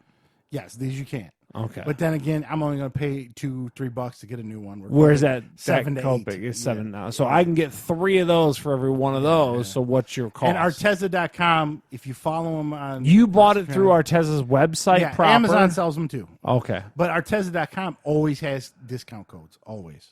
Because are they a new character in this game? I think so. I started seeing they're trying to get their name out there. Because I follow a lot of artists and stuff, and I started seeing ads for them, and I checked them out.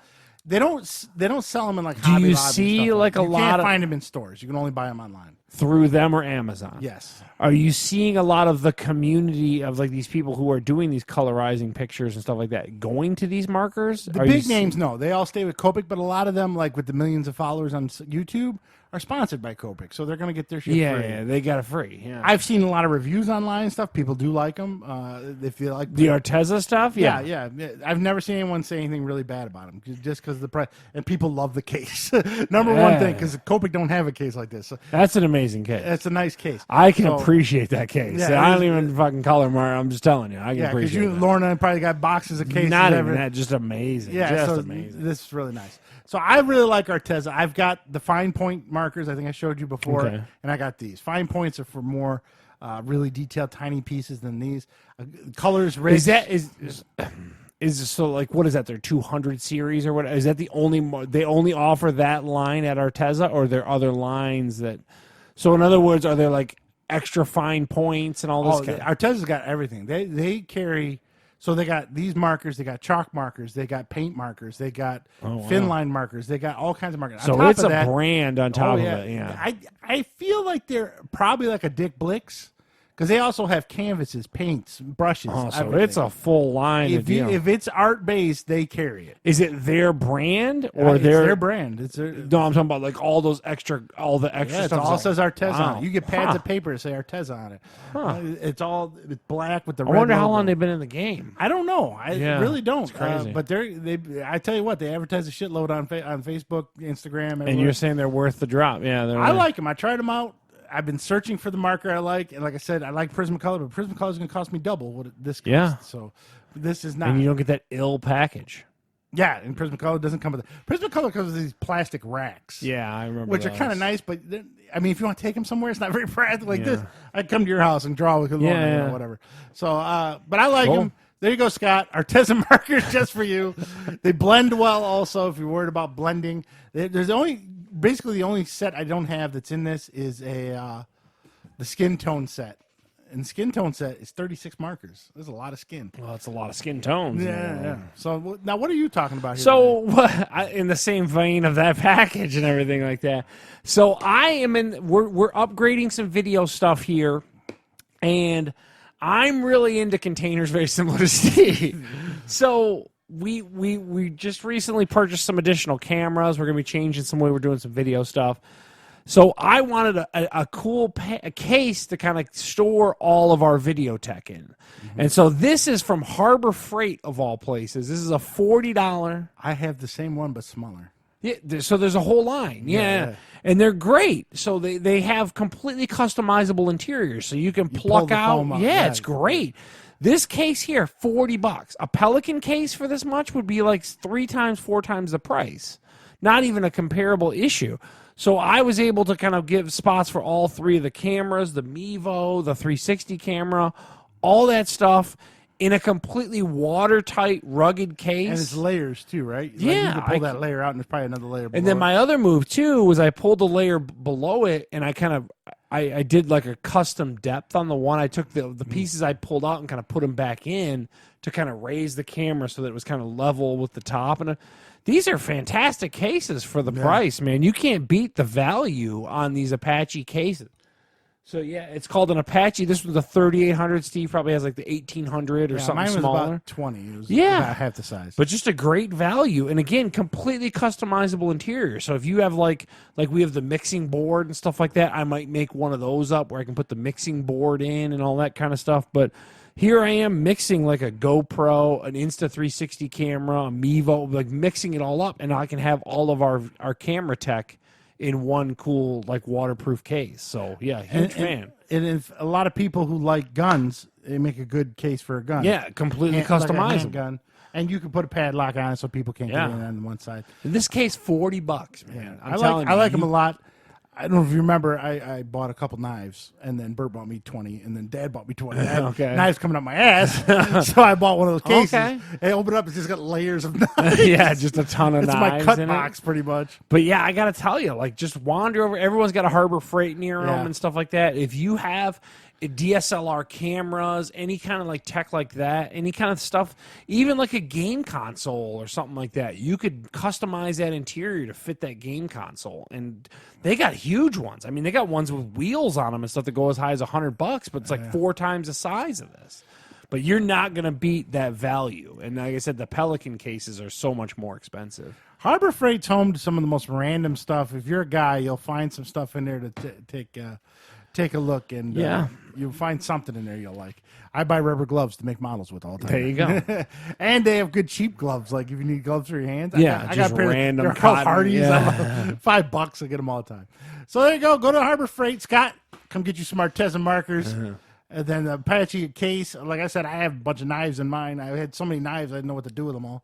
So I bought one of those. Now we're going to go to Rapid Fire. Now this, of course, is the week before Valentine's Day, so not a lot coming out next week. There is. So one that's coming out next week is with Jim Carrey himself and James Marsden. This is the reboot of the reboot of the reboot. This is the remake of the Sonic animated. Holy crap, the CG's terrible. Sonic the Hedgehog is coming out next week. Weird time on Valentine's Day.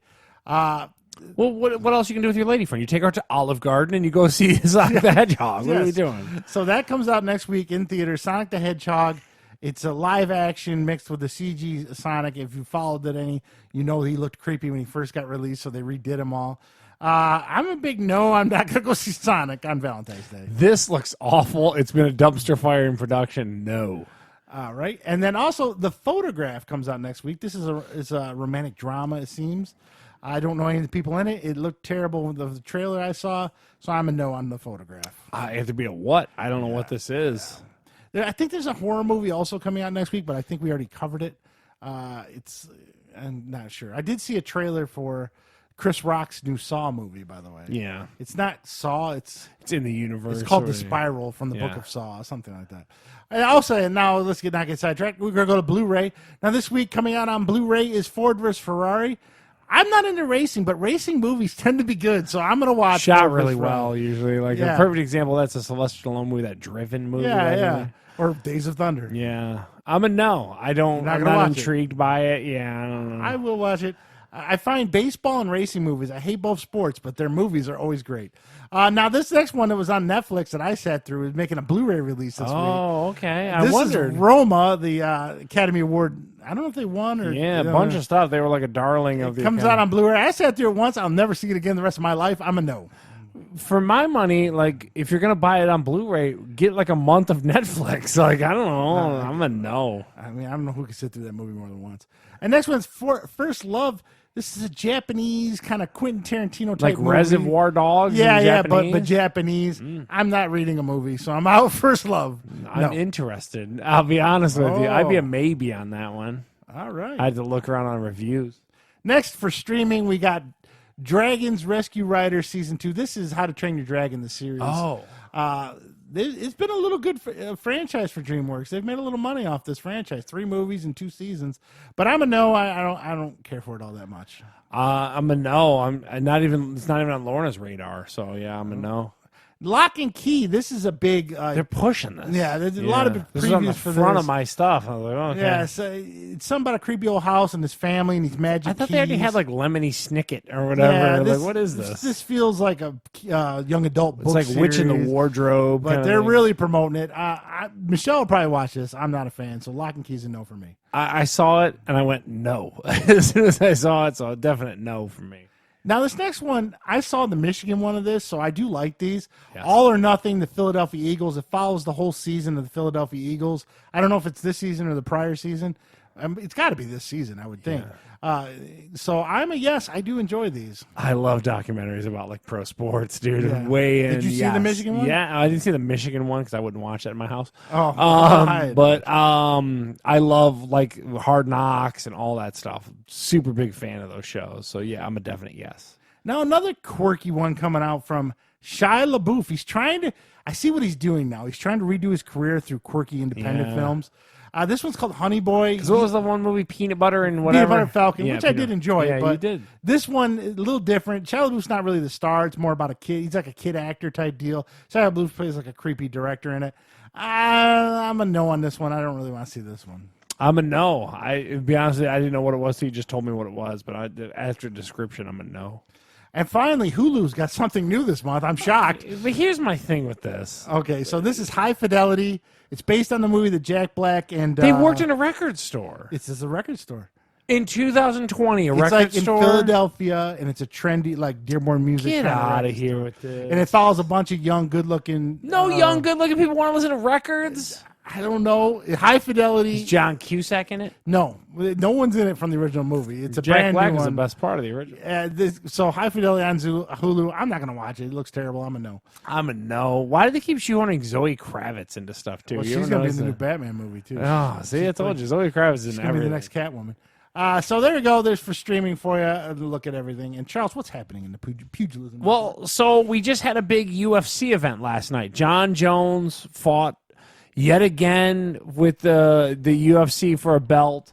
He fought Dominic Reyes at the Toyota Center in Houston last night. I didn't get this one. We talked about the card, was kind of lukewarm on it, kind of like, eh. Apparently, a lot of people from what I was reading, because I immediately checked the results when I woke up today, a lot of people were saying, like, I don't know, he got a decision, but a lot of people were like, it could have went either way. You know what I mean? So it definitely wasn't a clear-cut dominant win for John Jones, because people like Dominic Reyes, too. Undefeated going into it and stuff like that. But nonetheless, John Jones wins, but there might be a little tarnish to it. Valentino Shevchenko also got another KO over, what's her name, Caitlin Kachakugian or whatever. Kachagian or whatever. I don't know. Whatever. It's chick fighting. Steve's a big fan of it. I'm not. I'm already checked out. Yeah. The other one, too, Derek Lewis notches another win. That's my balls. Yeah, my balls is hot. Lewis gets a round 3 decision. One of the other things, too, coming up this next weekend, Valentine's Day weekend, as Steve's pointed out multiple times. Yes. Diego Sanchez is fighting on a fight night. Dude, I looked this up because I know Steve often talks like, how the hell? He's 29-12. He's 38 years old, and he's going to fight on a UFC event. I don't know what it's about him. When I watched the original Ultimate Fighter, I just couldn't stand He's that a guy. crazy dude, man. I don't like him at all. And he's from the original Ultimate Fighter, to your point. None of those people from the original Ultimate Fighter are fighting with this crazy person. Yeah, like Stephen Bonner's like brain dead. Yeah, I'm telling you, man. So I just thought I'd bring that up because it's funny to me. And then the other thing, too, we got to next Saturday after Valentine's Day again. BKFC, BV asked if we're going to do it. We definitely got to do it if BV's into it. So we're going to check it out. We'll do a live stream. That's not until later, right? Because I'm supposed to go to dinner Saturday. No one cares. You don't have to be here. Me and BV will do it. Well, it doesn't start till like 8, so I should be back. I'm going to a new Italian restaurant. I'll talk about it on the podcast. Okay, we'll have a Yelp, Steve Yelp review. Scott gave a thumbs up to. What's the name of it? Antonio, something. One Heather likes too. Okay, it's on. It's Beach Daily and Ford Road, North Dearborn Heights, kind of thing. Yeah. I just don't want to go to DeLuca's anymore, so I'm trying to get Michelle hooked on a different. Please do something different. It's like please try some other Italian restaurant. So after Steve gets back from Italian food, he's gonna stick up the room and drop bombs. But That's anyway, right. big KFC got that bare knuckle coming back to us. Bare again. Knucks is back. We're gonna see. All right, we're gonna go in some news today. It's nothing too great, but a lot of techie news today. Yeah, a lot of Engadget on here.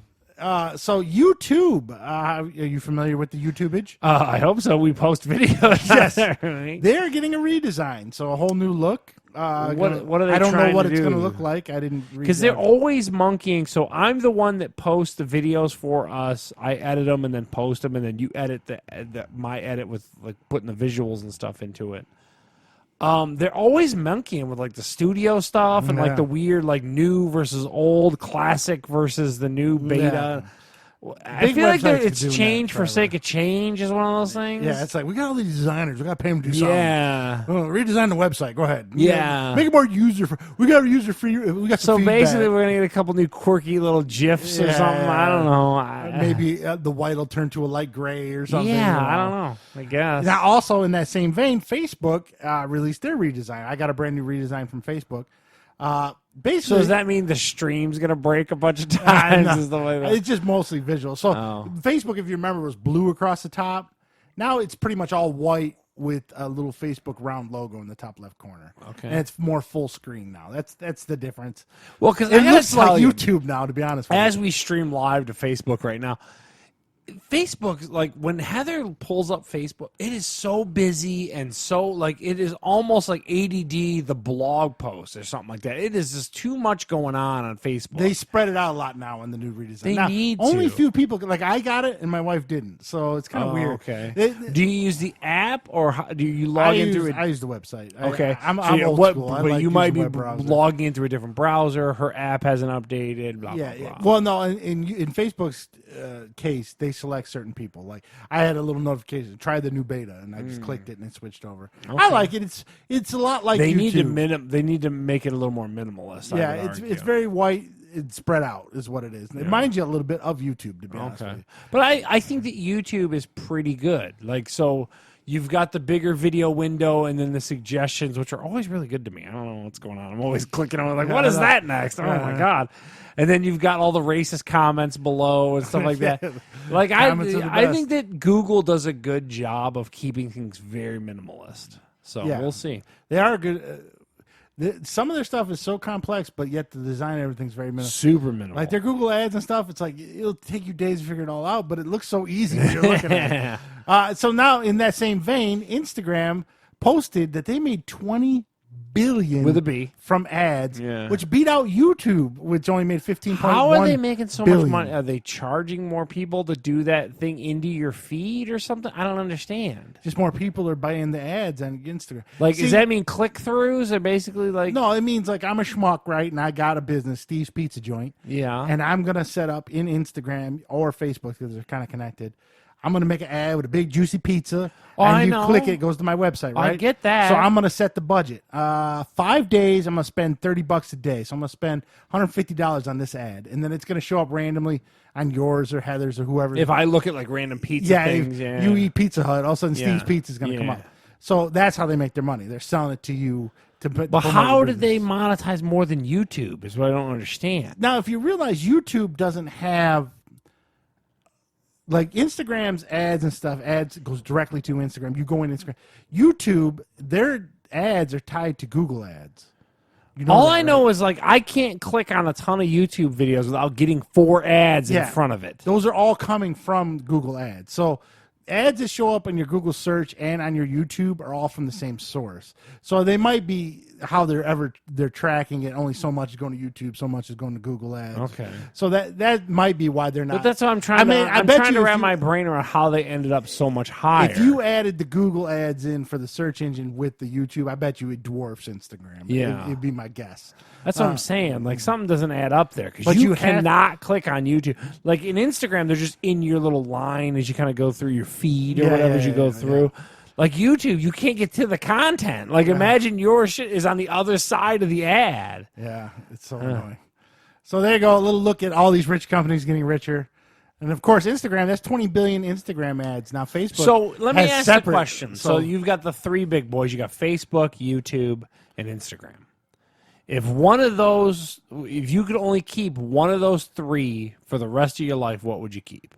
So in other words, 2 of them are going to shut down. One of them is going to stick around. Which one would you keep? Well, it'd have to be YouTube. It's got to be YouTube, right? Yeah, YouTube's got good content, dude. YouTube's different from those 2, though. I would put more like... I learn from YouTube all the time. YouTube's different because I would put Twitter... I would put Instagram, I would put Facebook, and I'd put Snapchat together because those are all just... Which one of those would you keep? Me personally, I would keep Facebook. Yeah. Because more people my age group are on there. Holly's going to keep Snapchat in a heartbeat. Yeah. Lorna's going to keep... I like the content of Instagram. I think I enjoy... You know Facebook owns Instagram. Right? I know, but I'm saying I like photos, I think is what I like. And I'm like, okay, I don't want to care about your philosophy and all this, like, oh my God, today it's raining today on me. You know what I mean? Like Instagram's just like, hey, look, man, I ate some pizza. It's like, okay, cool, look at that pizza. I kind of agree with you there. When people get to express their actual Yeah, opinions, it's super boring. every once in a You know while, what I want to see? I want to see a mini Baby Yoda meme or whatever, and I'm like, oh, Baby Yoda, look, Baby Yoda. You know what I mean? I wouldn't be surprised that at one point, Facebook and Instagram somehow integrate to each other. Well, to your point, they're mothership to fathership and all that. I wouldn't be surprised if one of them starts struggling, that the two get phased together somehow. I don't know. I don't know how they would do it. Maybe not. From my personal opinion, the only thing that frustrates me about Instagram is the fact, just let these chicks show their boobies. I don't get it. Like, these chicks are aching to show their boobs. Just let me see this chick's boobs. She needs me to see her when boobs. they're photoshopping their own nipples out of pictures. That's what I'm saying. Why are we bothering like, at this dude, point? she wants to just show her vagine. Let her show it and let's move on. My only thing about Instagram I don't like is when you click on the stories and you're flicking through them, and all of a sudden one of them's just loud. Like, I don't do stories. Do you do stories a lot? I just do my little feed with like. Gabe tends to post in stories more than some people. What is a story technically? Just a little like longer. A little vignette video. And they don't last. They're only up for a day or so, and then they disappear. I just need your photo. I just want to know your photo. Well, they're usually, some of them are photos. They could be like a 10-second video or a photo. Usually with Gabe, like, he posts a lot of them, like when he's golfing in San Diego, there was 2 big pictures of the lake or something like that. But just post a picture. I'm good.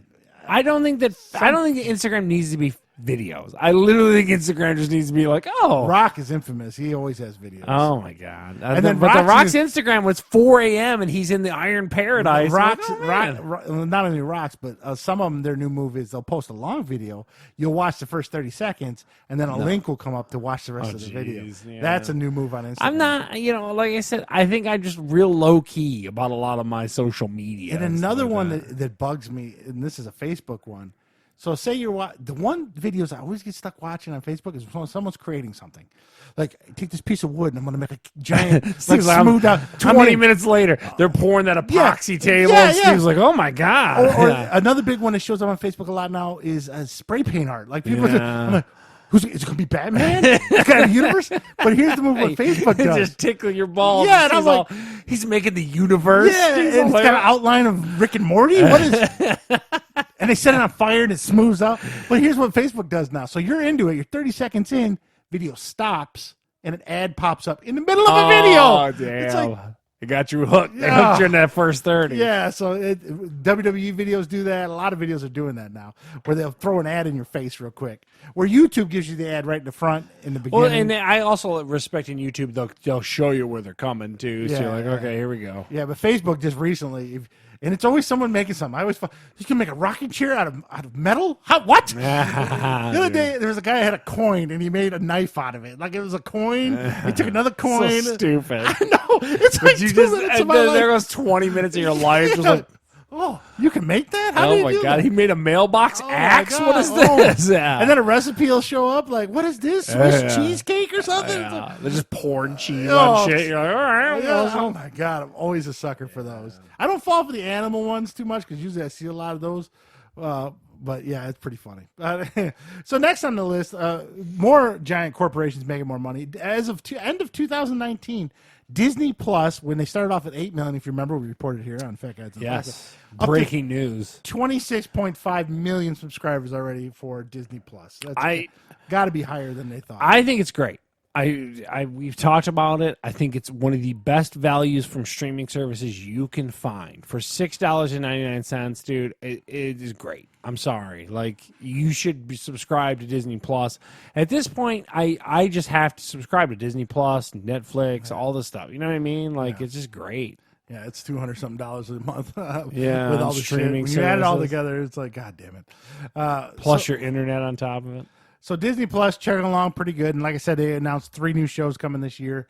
Oh, and side note though, I finished off the season of Jeff Goldblum. Yeah, did you see he did the float? Great. He did the Float Institute. I'll tell you, we did that. He's telling you, man. I thought that was funny. So I really like Jeff Goldblum on that damn show. Can't get enough of that. And show. I'm up to the end of the 4th season of Clone Wars. I made it through 4 seasons. God, I can't do it. I tried 3 times. No, now. I don't blame I'm done. It's a deep dive. You can trust me. Done. Now this next one, we always make cracks that you're going to get punched in the face on UFC to make $10. How much money you making? So this article came up. Now I know Bellator is not as popular as UFC. Different, yeah. There's this it's a female fighter, It showed up on MSN. She had to write 3 jobs to stay afloat while training I for gotta MMA. tell you, the problem is if you got to work 3 jobs, you're not very good at MMA. I'm just gonna tell you this right now. But just imagine this poor girl. She's like closing a McDonald's, getting up in the morning, driving Uber, and then at the end of the month, she gets punched in the face for $20.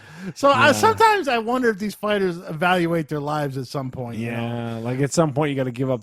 But that's anyone. You That's know what I mean? wrestlers, Like that's too. wrestlers, Actors. that's football players, that's actors, yeah. you know, you watch for every one of these guys that make it. There's a dude that's sleeping on a couch somewhere. You're like, dude, you're into this? Okay, man.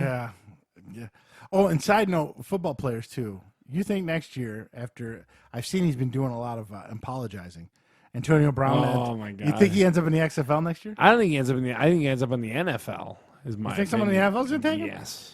Oh. He's got enough talent that, like, okay, well, you know what I mean? They're not going to pull a Kaepernick and just say screw him? No, I think there's someone needs that talent in wide receiver. He's so fast. Like, they're just like, we can chuck it to you? Okay, cool. Like, listen, sign this contract with about 80 different clauses in it if you go kooky, but you know what I mean?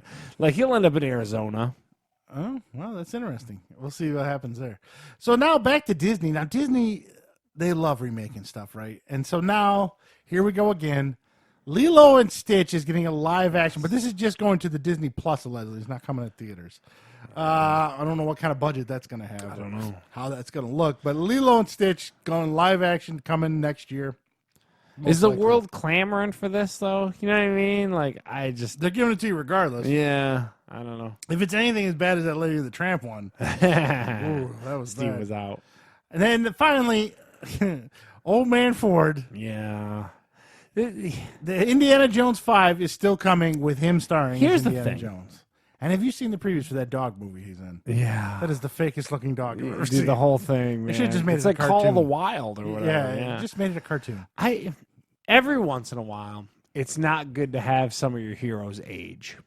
And what I'm saying, we're getting to that age group. Yeah, where it's like, dude, you know what I mean? Like, how many times you gotta go back to this well? Like, I mean, are you that broke, Harrison Ford? Like, dude, people hated the Shia LaBeouf freaking Indiana Jones. The Last Crusade is one of the best movies ever made. Like, I watched The Last Crusade at any point. You put that movie on, I'm walking by a TV, I'm gonna stop and watch it. You know what I mean? Then you get into the Shia LaBeouf Crystal Skull, and now we're going to make another one, dude. I don't know. It's not like... So the Rocky movies, and again, I'm biased. I love the Rocky movies. I love the Rambo movies. You know what I mean? He found a weird way to kind of work it out. I don't think Harrison Ford kind of has. I just... It's so bad. Well, what I always thought... There was rumor they were going to reboot it with either Chris Pratt or Bradley Cooper as Indiana Jones. That makes perfect sense. So you could have brought Harrison Ford in.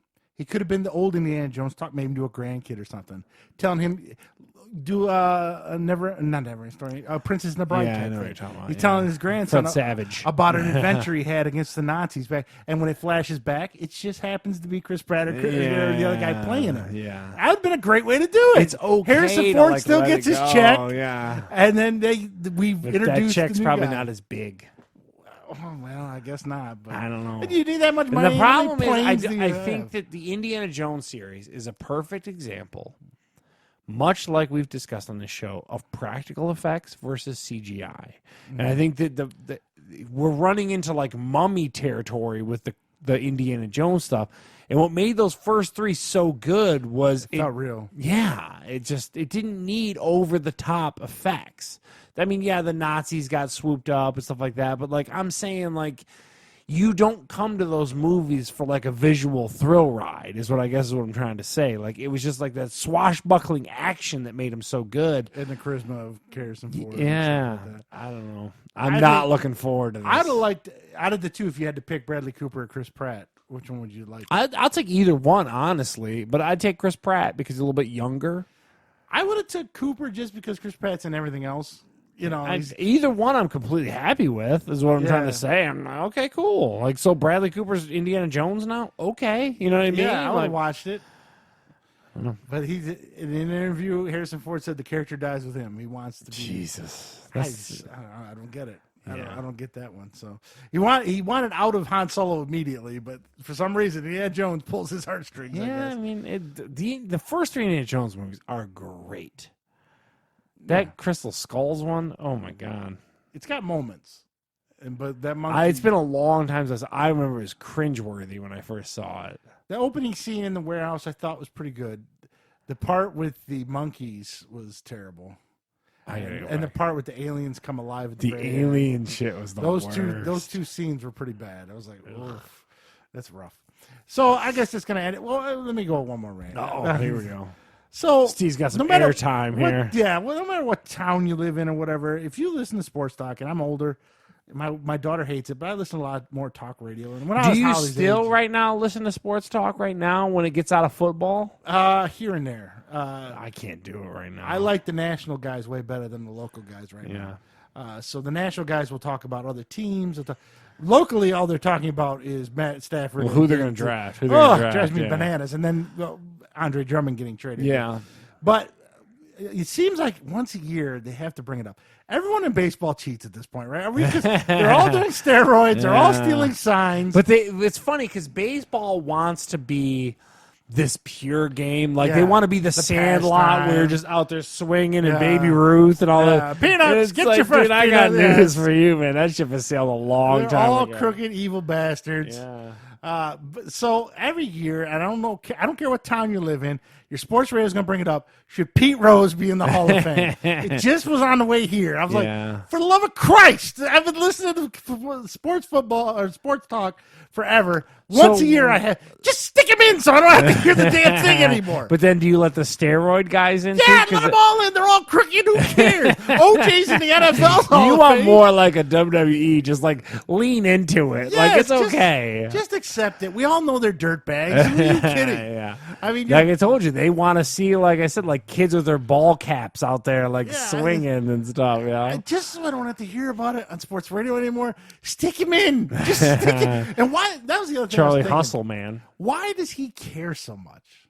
It's a big part of his life. I mean, what are you talking about? He's got He's got insane numbers. Do you get paid for being in an It's about a racking. I've learned in my older age as I age, people have recognition issues, man. If you don't give certain people pats on the back and stuff like as someone who's a middle manager who's kind of responsible for people, is that what you're talking about? There's a lot of people that need to be recognized for their effort. I don't know if they were like abused as kids or what it is, but like they need to be recognized for what they've done. So in 100 years, when baseball's no longer a thing because attendance and everything's baseball's dropping. dying. Yeah. So in 100 years, when there is no baseball, you think people are going to sit around and go, it'll all be whatever happened to Charlie Hustle? It'll all be Japanese dudes. It'll be like, I don't know.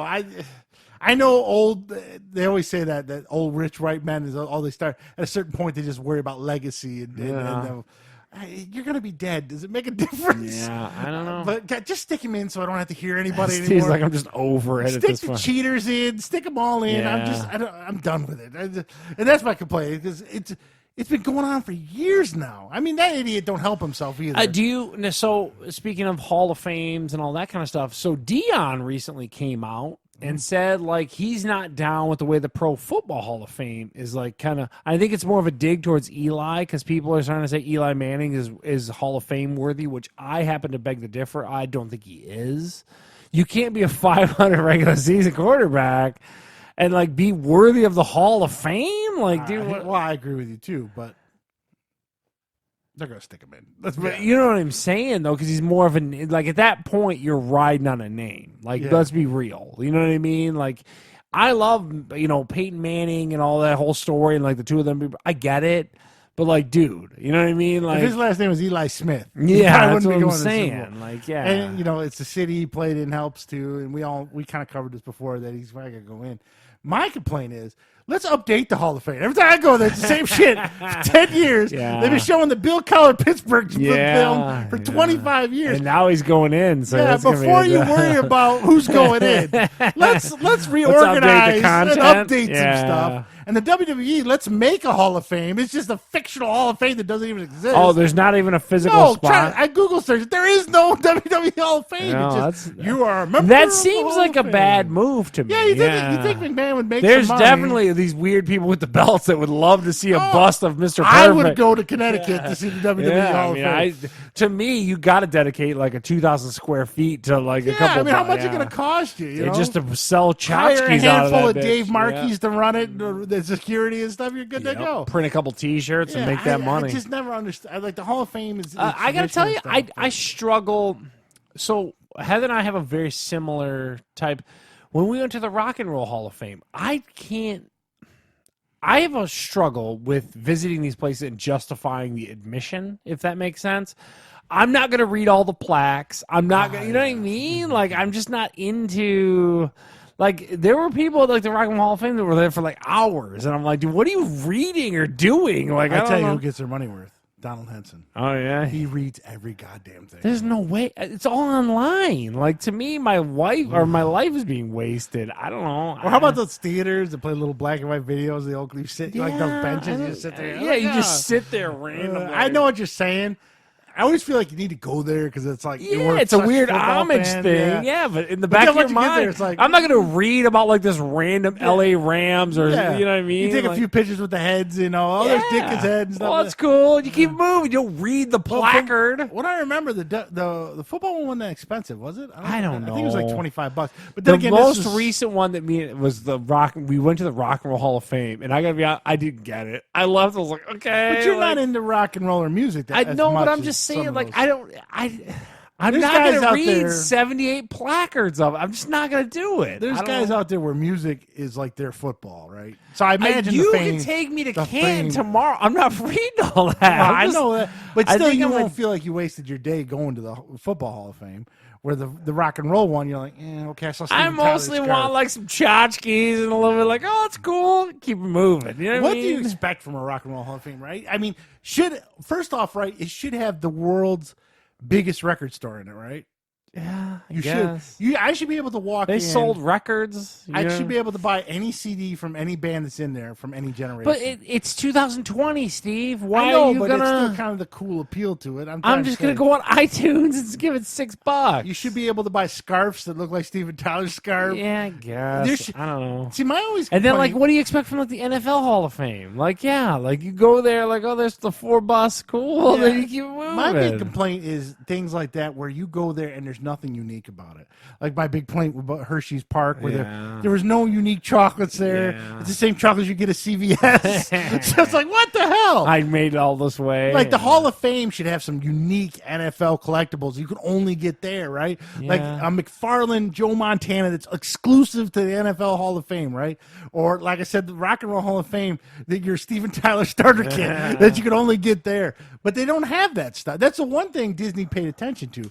From what I understand, there's park exclusives. Yeah, there's Star Wars stuff where you can only get it at that Star Wars park and certain things. Yes, you and Michelle have way more collector bug than I do. Yeah, I'm not into that. Well, my thing is, it's if you're gonna go there and do all that, there should be one unique item that's like that's pretty cool. You can't see it anywhere. Like if you went to Dunder Mifflin, you should be able to get. What's funny is if I were by Cooperstown, I would go to the Baseball Hall of Fame. I know I would.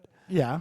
But you know what I'm saying? I just walk around and go, oh, that's interesting. All right, what are we doing for lunch? Like, what are we doing? You know what I mean? Like, it's just, I don't know. Museums, you know, I don't they're a big deal to a lot of people. I know exactly what you're saying. Yeah, they're very important to people. And I'm like, at this point, just stick anybody in. Who cares? You know, it's like, well, you know, he played a long time. All right, stick him in there. I mean, because they got like executives in the Hall of Fame, people we've never seen. Yeah. You know, like people who ran the Niners for all those years are in there. It's like, okay, there's that guy.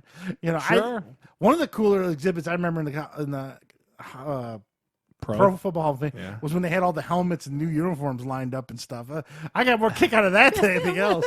You paid money to see that. But the only thing I hate is, like you said, is that when they don't renovate for years. Yeah. It's like, we go in 97, then go back in 2011. It's the same stuff. It's like, dude, I mean, you're getting how much loot? You know? Yeah, I mean, you're $25 a person. You know, at least you could do is. It's a big deal to someone. It's just not for me, I think, is what it boils down to. No history for you? No. I mean, when I went to the Mopop Museum in Seattle and stuff, I saw Conan's sword, and it's kind of like that whole thing off National Lampoon's Vacation, where like Grand Canyon, and Clark walks over and goes, "Yeah, Okay, let's go. It's kind of me. I don't know. The Grand Canyon was like that for me. Yeah, I mean, I don't know. My highlight of the Grand Canyon watching Bill Stubby just hang over the edge taking pictures. I was like, he's gonna fall. Gravity loves him too and then much. the Indian people making fun of me and Bill being giant and fat. Yeah. But yeah, I don't know, man. Like, so I see that's like a Conan's thing, sword, and I go, that's cool. Nothing else. Nothing else Yeah, I don't know. No, I'm just saying, like, I'm not gonna sit there for 30 minutes and like analyze, you know what I mean? Like Conan's sword. I'm just not gonna do it. It's not me. It's not in me as a person. I don't know. But so the whole you're point, saying essentially museums are not your yeah, I think is what it boils down to. because essentially what the Hall of Fame is a museum, right? Yeah, Any Hall of Fame. they want you to just walk around and like read all this big. It's just like more like 8 words. I'm So kind of like, when I go to the Marvel exhibit at Henry Ford, you're not going to want to. no, I'm not gonna want to go to that. I'll be like, like I said, I saw Chris Evans, Captain America. Yeah, shield. I'd look at like the shield, but that's cool. Like, Now, do you feel the same way about Comic Cons? all of it. I'm not. I'm more into like. I like to look at it, take a picture of it. But like, can you sit there and just like absorb it? Like, Well, no one can do that except Donald Henson. I'm just saying. Like, but when I go to these places, there's a lot of Donald Hensons who are really like, oh man, and Very like, few. Most people look at it. Yeah, it's pretty cool. And go. Might take a picture. Or, hey, Holly, stand in front of that. All right, and then you're on to the next thing. Yeah, I And guess. very few people stand there. Really need to analyze and like, especially because again, I just bring it up because we were there recently. The Rock and Roll Hall of Fame had like paragraphs. I'm like, I'm reading this shit. Okay, You think the Rock and Roll Hall of Fame would have a lot of? I've never been there. So if you see an exhibit, I keep using Aerosmith, but Aerosmith, Yeah. you should be able to put the headset on, listen to Aerosmith. music. There are. Okay. But I mean, like we're gonna do that. Now the one thing you're a fan of that I didn't like is like at the prison where you put the headphones on, get the tour. I enjoyed that. I don't like that. I did that. That drives me Yeah. nuts. I'd rather just look at it, enjoy it for myself. No, I think I need to be led. Is what you I just hit don't need on to be something. led. Yeah, I think I do need. I don't like 'cause, those audio tours. Yeah, I think I'm. Yeah, I think you hit on something. Just tell me the story as I walk around. Yeah, I'm into that. Is that what you need? Just Yeah. We'll hire a Dane if you know this one. Just give me a dictation. Oh, okay. Because like even like when I went to like the breweries and stuff like that, if you want to tell me this, if you're gonna put a placard in front of like a distillery or something, I'm not reading it. But if you want to tell me how it's done, and if you look at, okay, cool, yeah. So I think I need to be led. I think you're onto something. Now, what about like now? This is one me and Michelle like to do. Michelle and I, like in Nashville, we took a city tour that's on a bus where it has a tour guide talking to you. I think I'm okay with and then that. you stop at certain areas. And I think, hey, check that out. And, Yeah, kind you like those? I think I'm okay with we that. do those a lot. I think we've definitely discovered how I need to go to museums. I need a tour guide. You need someone to talk to you. I'm not ready. I'm Yeah. on vacation. If I'm you not reading. if you just tell me, just go, I'm not going to read it. It's a lot like, having a homework assignment. Yeah. I'm not going to read this. You know what I mean? That's what the best thing is when we tell everyone the little website thing. You need the right text because Google loves it. Yeah. But I know everyone's like you. I ain't reading the shit. I'm just not into it. But you gotta Like have you it. got someone who's gonna just tell me the story. I don't know. Yeah, that's so funny. That's true. That is so true. God, I don't so like sad. the readings much. All right, well, that's going to wrap us up for this week because Charles don't like to read anymore. Yeah, that's why we do an audio podcast. Don't look for captions. It's not gonna happen. Again, next week we're going to cover our picks for the Academy Awards. We recap our Valentine's Day plans. Yeah, dude. Also, we're going to try some funky chips. Maybe I'll bring some more seltzer back. We're going to just try all seltzers from all across the world. We'll say no to all of them. It's so gross. I will give you one seltzer that I enjoy. Clearly Canadian. It's good because it's actually sugary. Oh, I don't think I've ever had Clearly Yeah, Canadian. you have from the 90s. You don't remember? Well, you talking about the blue bottle? Yeah. Oh, yeah. I didn't like that either. It tastes good. I didn't like the one in the green bottle either. What was the green bottle one? I don't know. It was just Perrier. like or something? yeah, that's what it was. That was terrible too. No sugar. Yeah. So you can of course catch us on fatguyslittlepodcast.com, YouTube, Facebook. You can catch Coming us soon on to Apple iTunes. Twitch. Yeah. As soon as I figure out how to keep our videos on Twitch, Yeah, we're gonna do we'll do Twitch. Twitch as well. So we're trying some new camera angles and stuff coming up. So you Yeah. can see this big joyous body in different angles, You know, different improve lighting. the tech. We're gonna have some D&D guys maybe eventually. Yeah, we're gonna try. Yeah, maybe we'll get Mr. Bergeron back on here, and Gary's been wanting to come back on before the baseball season starts to talk about his fantasy baseball. that's cool. And then maybe we could ask him about Pete Rose and what he thinks what do you think? about Pete Rose, because he follows baseball way more than we do. Or Randy, I could bring him on. Yeah. Maybe. Wow, Randy, shots fired. So until next week, this is Steve And Charles. See you next week.